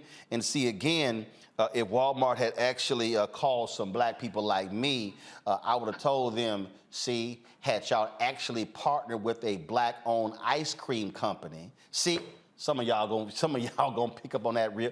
If you had partnered with a black-owned ice cream company and then said, we're gonna place your Juneteenth ice cream packaging in all of our stores nationwide, then y'all wouldn't have got the blowback. But the reality is you got the blowback because you were making the money off of Juneteenth, and that's why they apologized. And so I just want to let everybody know, so when y'all start going to these Juneteenth events, be on the lookout for how the events are being put on, and I want you to be asking the critical questions. Are black people getting paid from this? No, not are black people planning. No, not are black people working, but who's making the lion's share of the money of the event? That's what I want y'all to be asking. We'll be right back on Roland Martin Unfiltered on the Black Star Network. When you talk about blackness and what happens in black culture, we're about covering these things that matter to us, speaking to our issues and concerns. This is a genuine people-powered movement. There's a lot of stuff that we're not getting. You get it, and you spread the word. We wish to plead our own cause. Too long have others spoken for us. We cannot tell our own story if we can't pay for it. This is about covering us. Invest in black-owned media. Your dollars matter. We don't have to keep asking them to cover our stuff. So please support us in what we do, folks. We want to hit 2,000 people, $50 this month, raise $100,000. We're behind 100,000, so we want to hit that. Y'all money makes this possible. Checks and money orders go to P.O. Box 57196, Washington, D.C. 20037-0196. The Cash App is $RM Unfiltered. PayPal is R Martin Unfiltered. Venmo is RM Unfiltered. Zelle is Roland at RolandSMartin.com. Coming up next on The Frequency, right here on the Black Star Network, Shanita Hubbard. We're talking about the ride or die chick. We're breaking it down. The stereotype of the strong black woman. Some of us are operating with it as if it's a badge of honor. Like you even hear black women like aspiring to be this ride or die chick, aspiring to be this strong black woman. So at their own expense. Next on The Frequency, right here on the Black Star Network. Black TV does matter, dang it. Hey, what's up, y'all? It's your boy Jacob Lattimore, and you're now watching Roland Martin right now. Yee.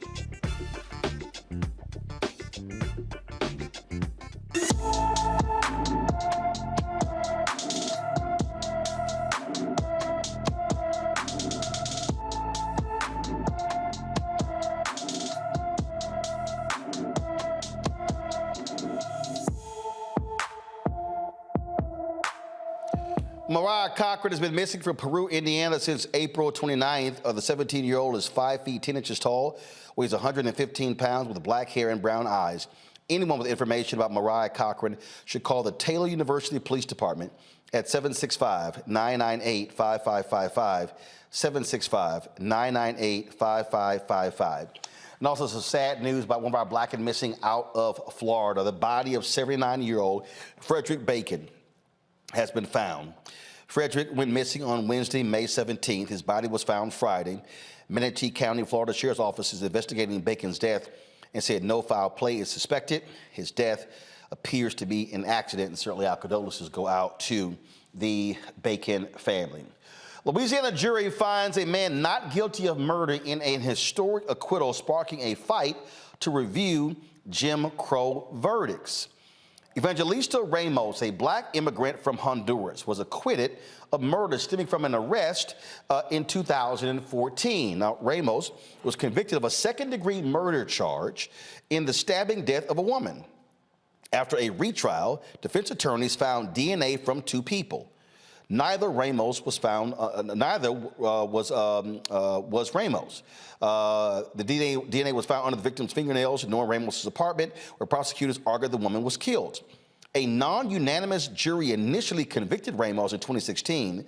This decision was ruled unconstitutional by the Supreme Court in the landmark case of Ramos versus Louisiana. The court acknowledged the practice as a relic of racism from the Jim Crow era of laws enforcing racial segregation.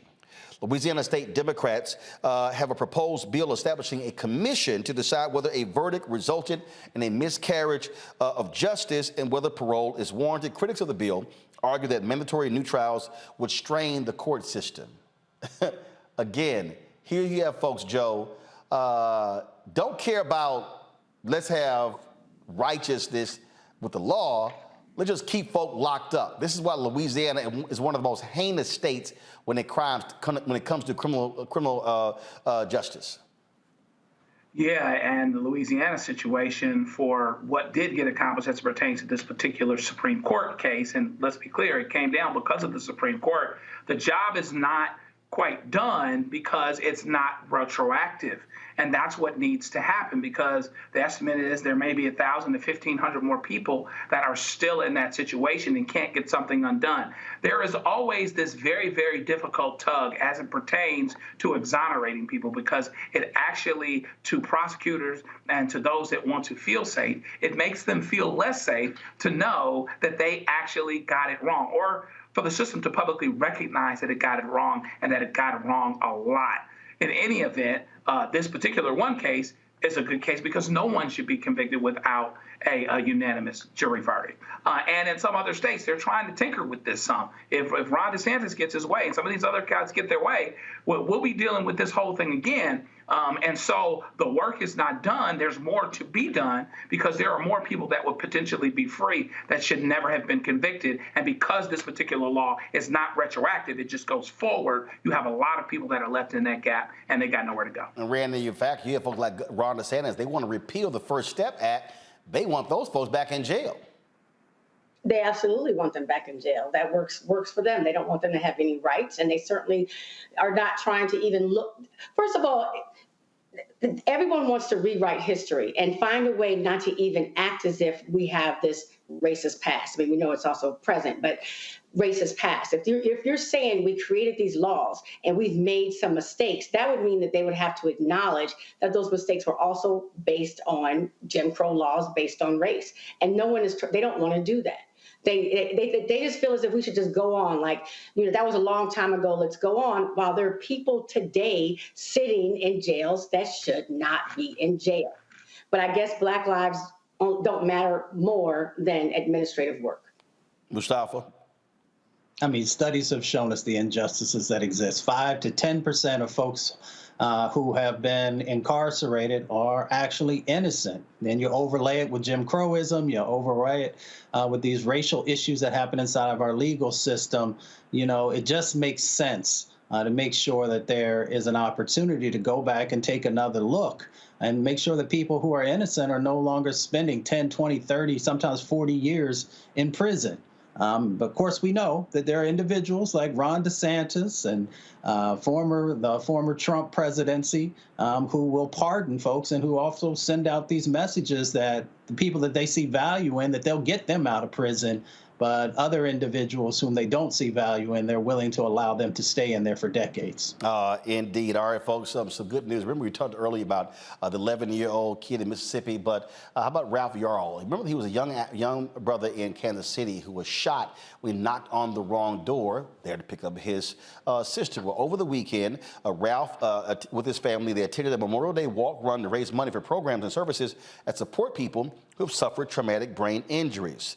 Of course, the bullet left Yarl with a traumatic brain injury and scars on his face after Andrew Lester shot him. Lester has been charged with felony first-degree assault and armed criminal action for shooting Yarl in the head. Despite his trauma, Yarl was determined to attend the fundraiser and show his support for others who have suffered similar injuries. Yarl did not speak at the event, so it is absolutely fantastic to see that young man up and about. And so certainly prayers continue for him and his family. All right, folks, got to go to a break. We come back. Our marketplace segment, we focus on Black-owned businesses. That is next on Roland Martin Unfiltered on the Black Star Network. On the next, A Balanced Life with me, Dr. Jackie. How big a role does fear play in your life? Your relationship to it and how to deal with it can be the difference between living a healthy life, a balanced life, or a miserable one. Whenever the power of fear comes along, you need to put yourself in that holding pattern and breathe, examine, find out if there's something that your survival instinct requires you to either fight or take flight. Facing your fears and making them work for you instead of against you. That's all next on A Balanced Life on Black Star Network.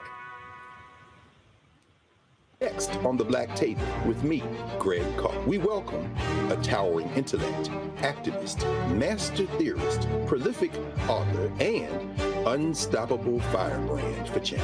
The one and only Dr. Errol Henderson joins us to talk about his new book, The Revolution Will Not Be Theorized, Cultural Revolution in the Black Power Era. And this is what's going on in so much of academia and in some movement circles is an anti-Black nationalism. It's an hour of power that you don't want to miss. That's right here on the Black Table on the Black Star Network.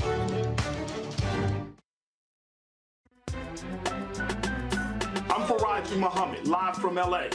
And this is The Culture. The Culture is a two-way conversation. You and me. We talk about the stories, politics, the good, the bad, and the downright ugly. So join our community every day at 3 p.m. Eastern and let your voice be heard. Hey, we're all in this together. So let's talk about it and see what kind of trouble we can get into. It's The Culture. Weekdays at 3, only on the Black Star Network. Hi, this is Essence Atkins. Hey, I'm Deion Cole from Blackish. Hey, everybody, this is your man, Fred Hammond, and you're watching Roland Martin, my man, Unfiltered.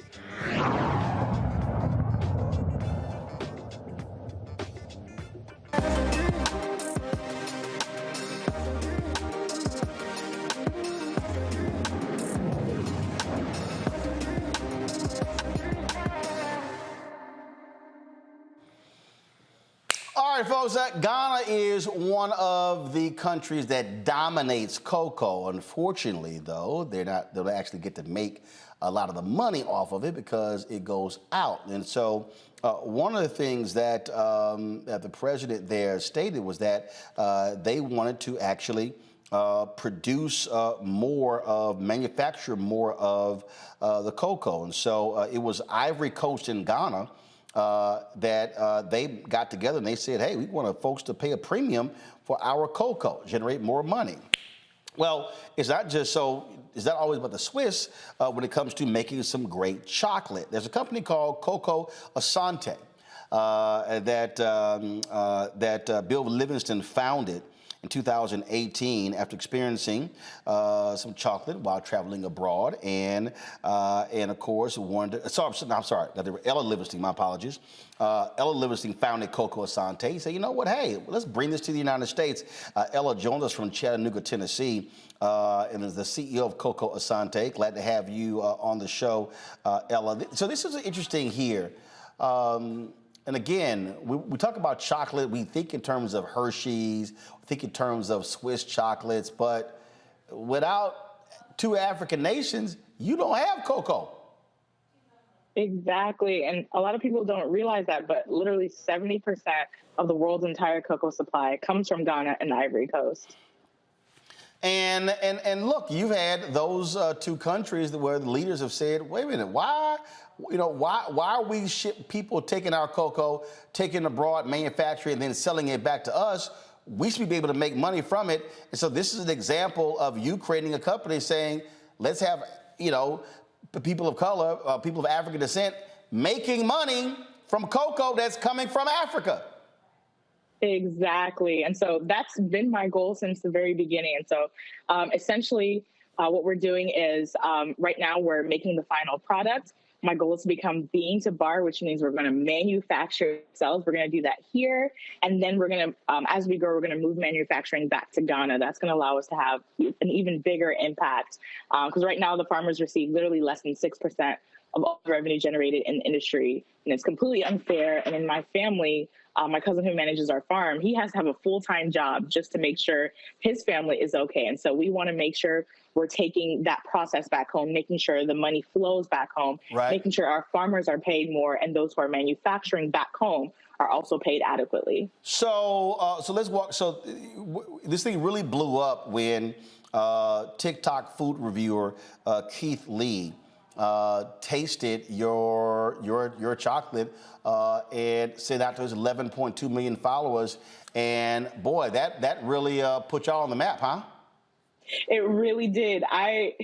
It was so phenomenal. Sometimes I still pinch myself because I can't believe it, but he gave us such a great reviews, and he's known for not loving sweets. And literally, once he posted that review, 33 minutes later, we sold out of all of our inventory online. We put everything on pre-order, and people just came and supported. We were able to do numbers. We were able to do more than what we did last year within the span of maybe a week and a half.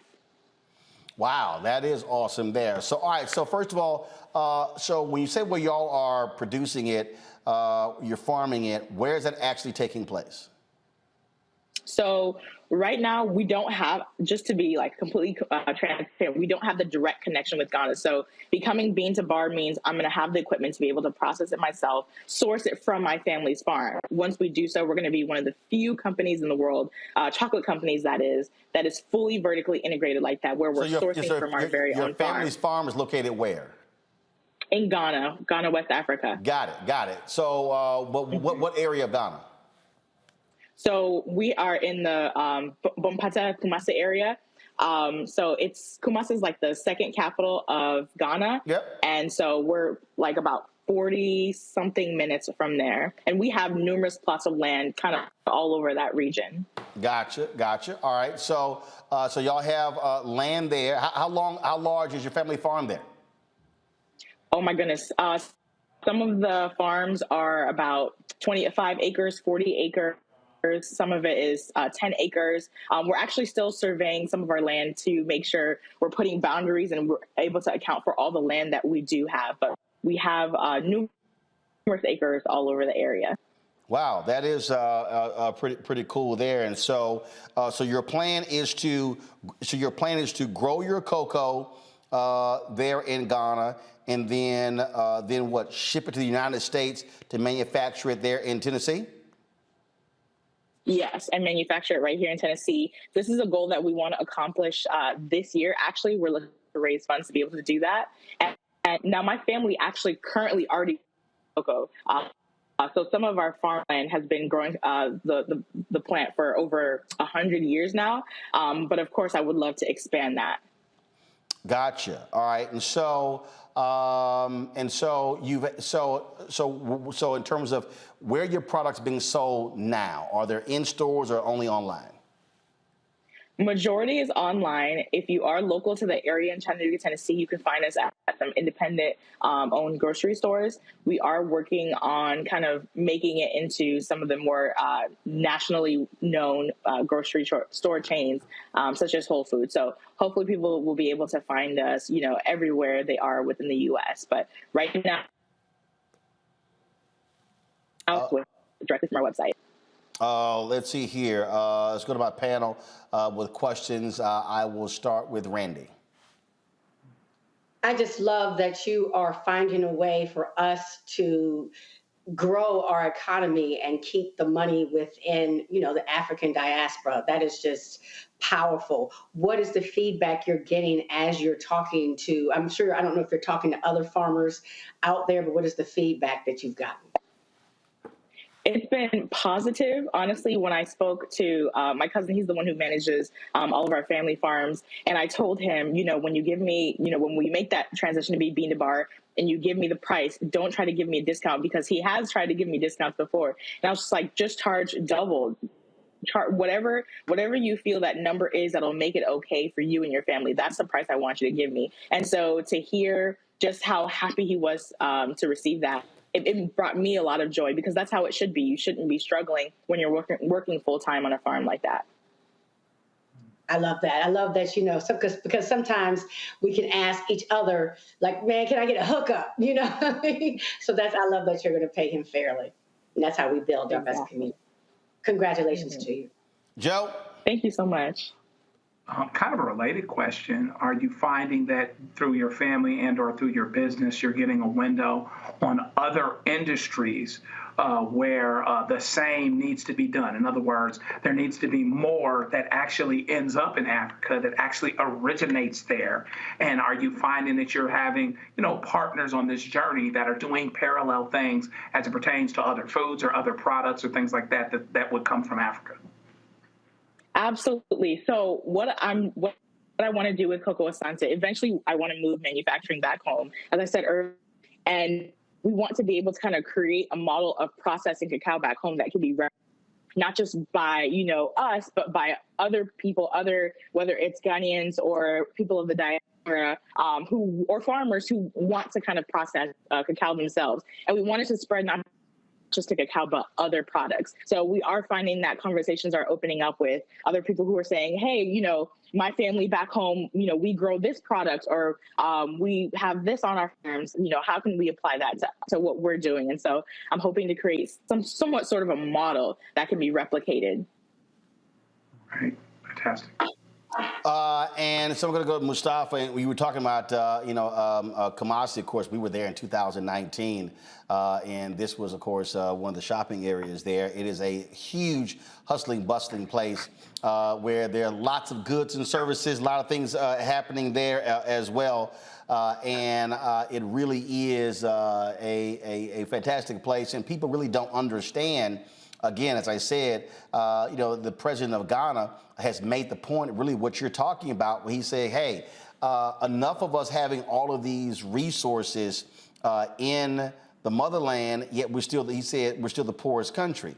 When I was in Liberia in February of last year, same thing. All the rubber has been stripped out of Liberia all of these years. There's not a single manufacturing facility. So part of the problem, Ella, you're talking about, people don't realize, is that they don't have any ability to create jobs of people who are living in those countries. And so, sure, harvesting cocoa and then shipping out is one thing. They want it to be manufactured there in Ghana to create those jobs. And so basically, you're talking about from end to end. Produce the cocoa, manufacturing the cocoa, sell the cocoa. Exactly. And honestly, with with the chocolate industry being like 140 billion, and Ghana producing about 33% of that, the Ivory Coast doing the other about 37. If we're able to even produce and manufacture 75% of what we're sending out right now, they're adding it 30 to our economy, and that'll change the GDP of Ghana. So what I want to do has large and huge implications for Ghana's economy. Mustafa, I think you have a question. Yeah, I was just going to say thank you for honoring this natural resource that exists in Ghana that many people never realized that it came from.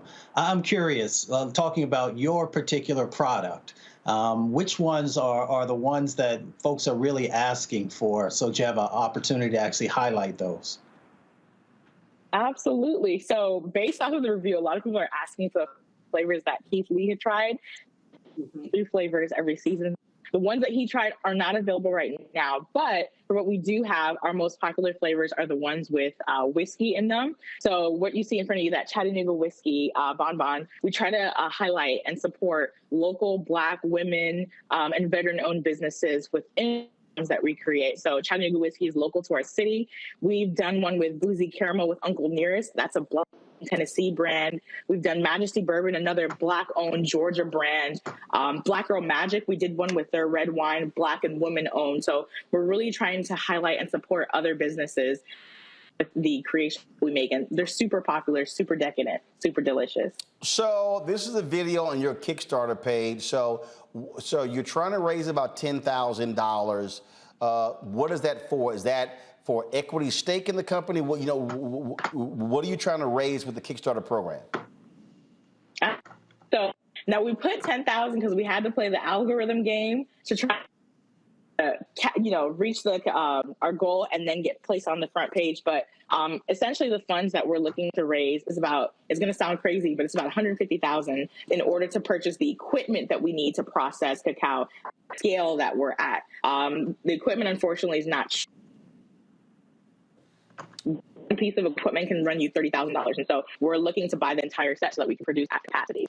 Okay, so I just want to be clear. So obviously your goal is to raise $150,000, but on the page right here it says 10,000. So what do you? Yes. So what do you? So you reach 10,000, then what's the next step?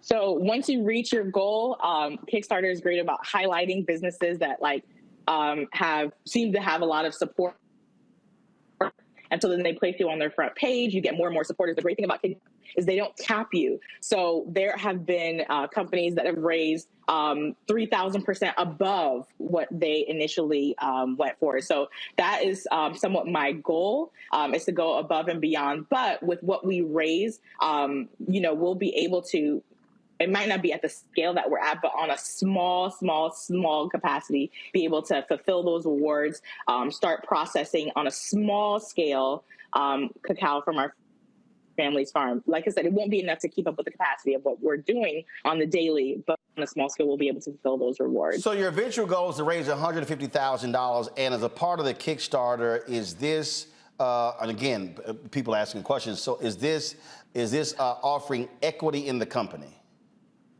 Gotcha. So Kickstarter is not for equity. You get rewards. So it's a rewards-based program. So some of all of our rewards are actually exclusive. Some of them you'll get a bean to bar, chocolate bar from our first harvest that we take from my family's farm.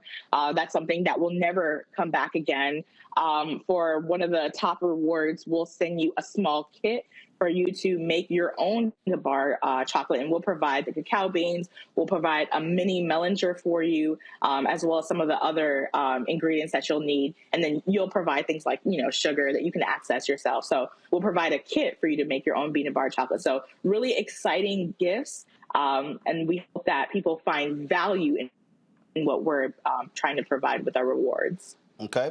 And again, here, as right here on the page, it says your long-term goals. You have phase 1, phase 2, phase 3, and that is, and so right now you're in what, phase 1? Yeah, we're in phase 1, trying hard to make it to phase 2. Okay. All right, then. All right. Well, look, we certainly appreciate it. Good luck. And of course, walk people through. You have a discount code for orders for our audience, right? Yes, we do. So use the code RMU10. That's all caps, all together for 10% off. And that's just for your audience. All right, then. So folks can do that. And so two things, they can do that, but they can also go to your Kickstarter. They can just put in Coco Asante in Kickstarter. And again, right now you are at $6,451 pledge of your $10,000 goal. And so go ahead on my iPad, please. And so hopefully in the next 24 hours, you will hit that $10,000 goal. Ella, we appreciate it. Thanks a lot. All right. Thanks for having me. It was an honor. All right. Thank you so very much. All right, folks. Before I go, I tell you we had 3 just really stupid videos of people. And so I saw this video, and if you let folk talk long enough, then they're going to show you exactly who they are. And so check out this white nationalist who was not happy and was blocking this brother in a driveway. The state lost it. Call and have you towed. Ma'am, It's on where? my property. He's leaving. He doesn't live here. You can't leave until I move, and I'm not ready to move. I wasn't here but for 30 seconds. I walked in to pick up my daughter. Call who you're calling. You're not supposed to stand or park in somebody's driveway. You were Ma'am, trespassing. it's in front of a building. I did not know. My car was running. My car was running the entire time. No, but I leased that. Okay, that's fine. We didn't know that. What apartment do you live in? 'Cause Don't worry about it. I did not know. I did not know. I didn't park in a handicap. You don't know My how car to was park in running the whole somebody's time. I was here for less than 2 minutes. So I can go to your house and park in your driveway? Ma'am, I already apologized. I already apologized. And what you're saying, don't ma'am you. I'm trying to be respectful. I'm not doing anything else. I'm trying to back out. I picked up my daughter. I was here for 2 minutes. Okay, I've been parked for 5, so you have... Ma'am, you have not been parked for 5. You have not. He just got here to pick up his daughter from my house. A couple minutes, right? A couple minutes is 2, which is what I said I was parked here for. That's not 5. Ma'am, I'm trying to leave.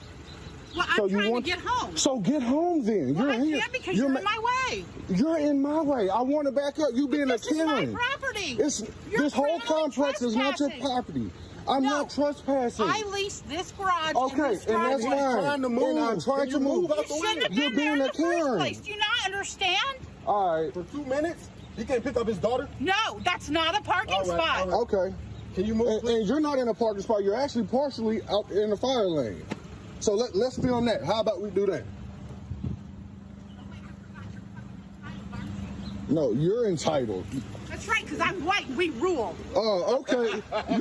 Yeah. That's you. That's you, right? Yeah, come on. I'm white, we rule. All you have to do is wait for it, Joe. May not come when you want it, but it'll be right on time. It's crazy. I mean, at the end of the day, this reminds you is what a lot of this is about. It's about power control or feeling like you're losing it, right? Feeling insecure. And so therefore, I will park in front of someone, stop everything to let them know that they shouldn't be here. Now, what if somebody flipped it on her and decided to trap her? Then she would have had a separate problem, right? And so, see, this is why people go postal. This is why people do things that you wouldn't necessarily think that they do, that they ought to do. And so, once again, you've got a Karen pressing buttons because she feels like she's losing power and losing her way. And by the way, she's leasing the property. She didn't even own the property. She didn't even own the garage. It's not hers either. Okay, it's crazy. They will always show themselves, Mustafa. It's just ridiculous. I mean, these folks believe that they can weaponize their supposed privilege to be able to do and say anything that comes into their minds. And it's no longer 1930, 1954, 1968. This is 2023. Get it together. Randy? She shows why they cling so hard to white supremacy, because the only thing that she has is that whiteness. We can look at her and see there's no other reason she should feel superior, but that's all she's got is the system of white supremacy to make her feel that she could talk that way. Because, I mean, why they always got to look like that? Come on. All right, folks, that is it. Joe, Randy, Mustafa, I certainly appreciate it. Thank you so very much for joining us on our panel, folks. Tomorrow, I'll be broadcasting from Atlanta, where more than 100 groups are gathering to talk about the focus over the next year when it comes to 2024 election. So we will be there tomorrow, Thursday, and Friday. So look forward to that. The National Coalition of Black Civic Participation is putting that together, and so we will be there. So looking forward to that. And so we'll see you then. Don't forget, folks, support us in what we do. Download the Black Star Network app, Apple phone, Android phone, Apple TV, Android TV, Roku, Amazon Fire TV, Xbox One, Samsung Smart TV. You can also support us with your contributions by joining our Bring the Funk Fan Club, send check-in money orders to P.O. Box 57196, Washington, D.C., 20037-0196. Cash App, $RM Unfiltered. PayPal are Martin Unfiltered. Venmo is RM Unfiltered. Zelle, Roland at RolandSMartin.com, Roland at RolandMartinUnfiltered.com. And, of course, be sure to get a copy of my book, White Fear, How the Browning of America is Making White Folks Lose Their Minds, available at bookstores nationwide. Get it from Barnes & Noble, Amazon. Download your copy on Audible, folks. I will see you tomorrow right here. Roland Martin Unfiltered on the Black Star Network. Holla! Folks, Black Star Network is here. Hold no punches. I'm real revolutionary right now. Black power. Support this man, Black Media. He makes sure that our stories are told.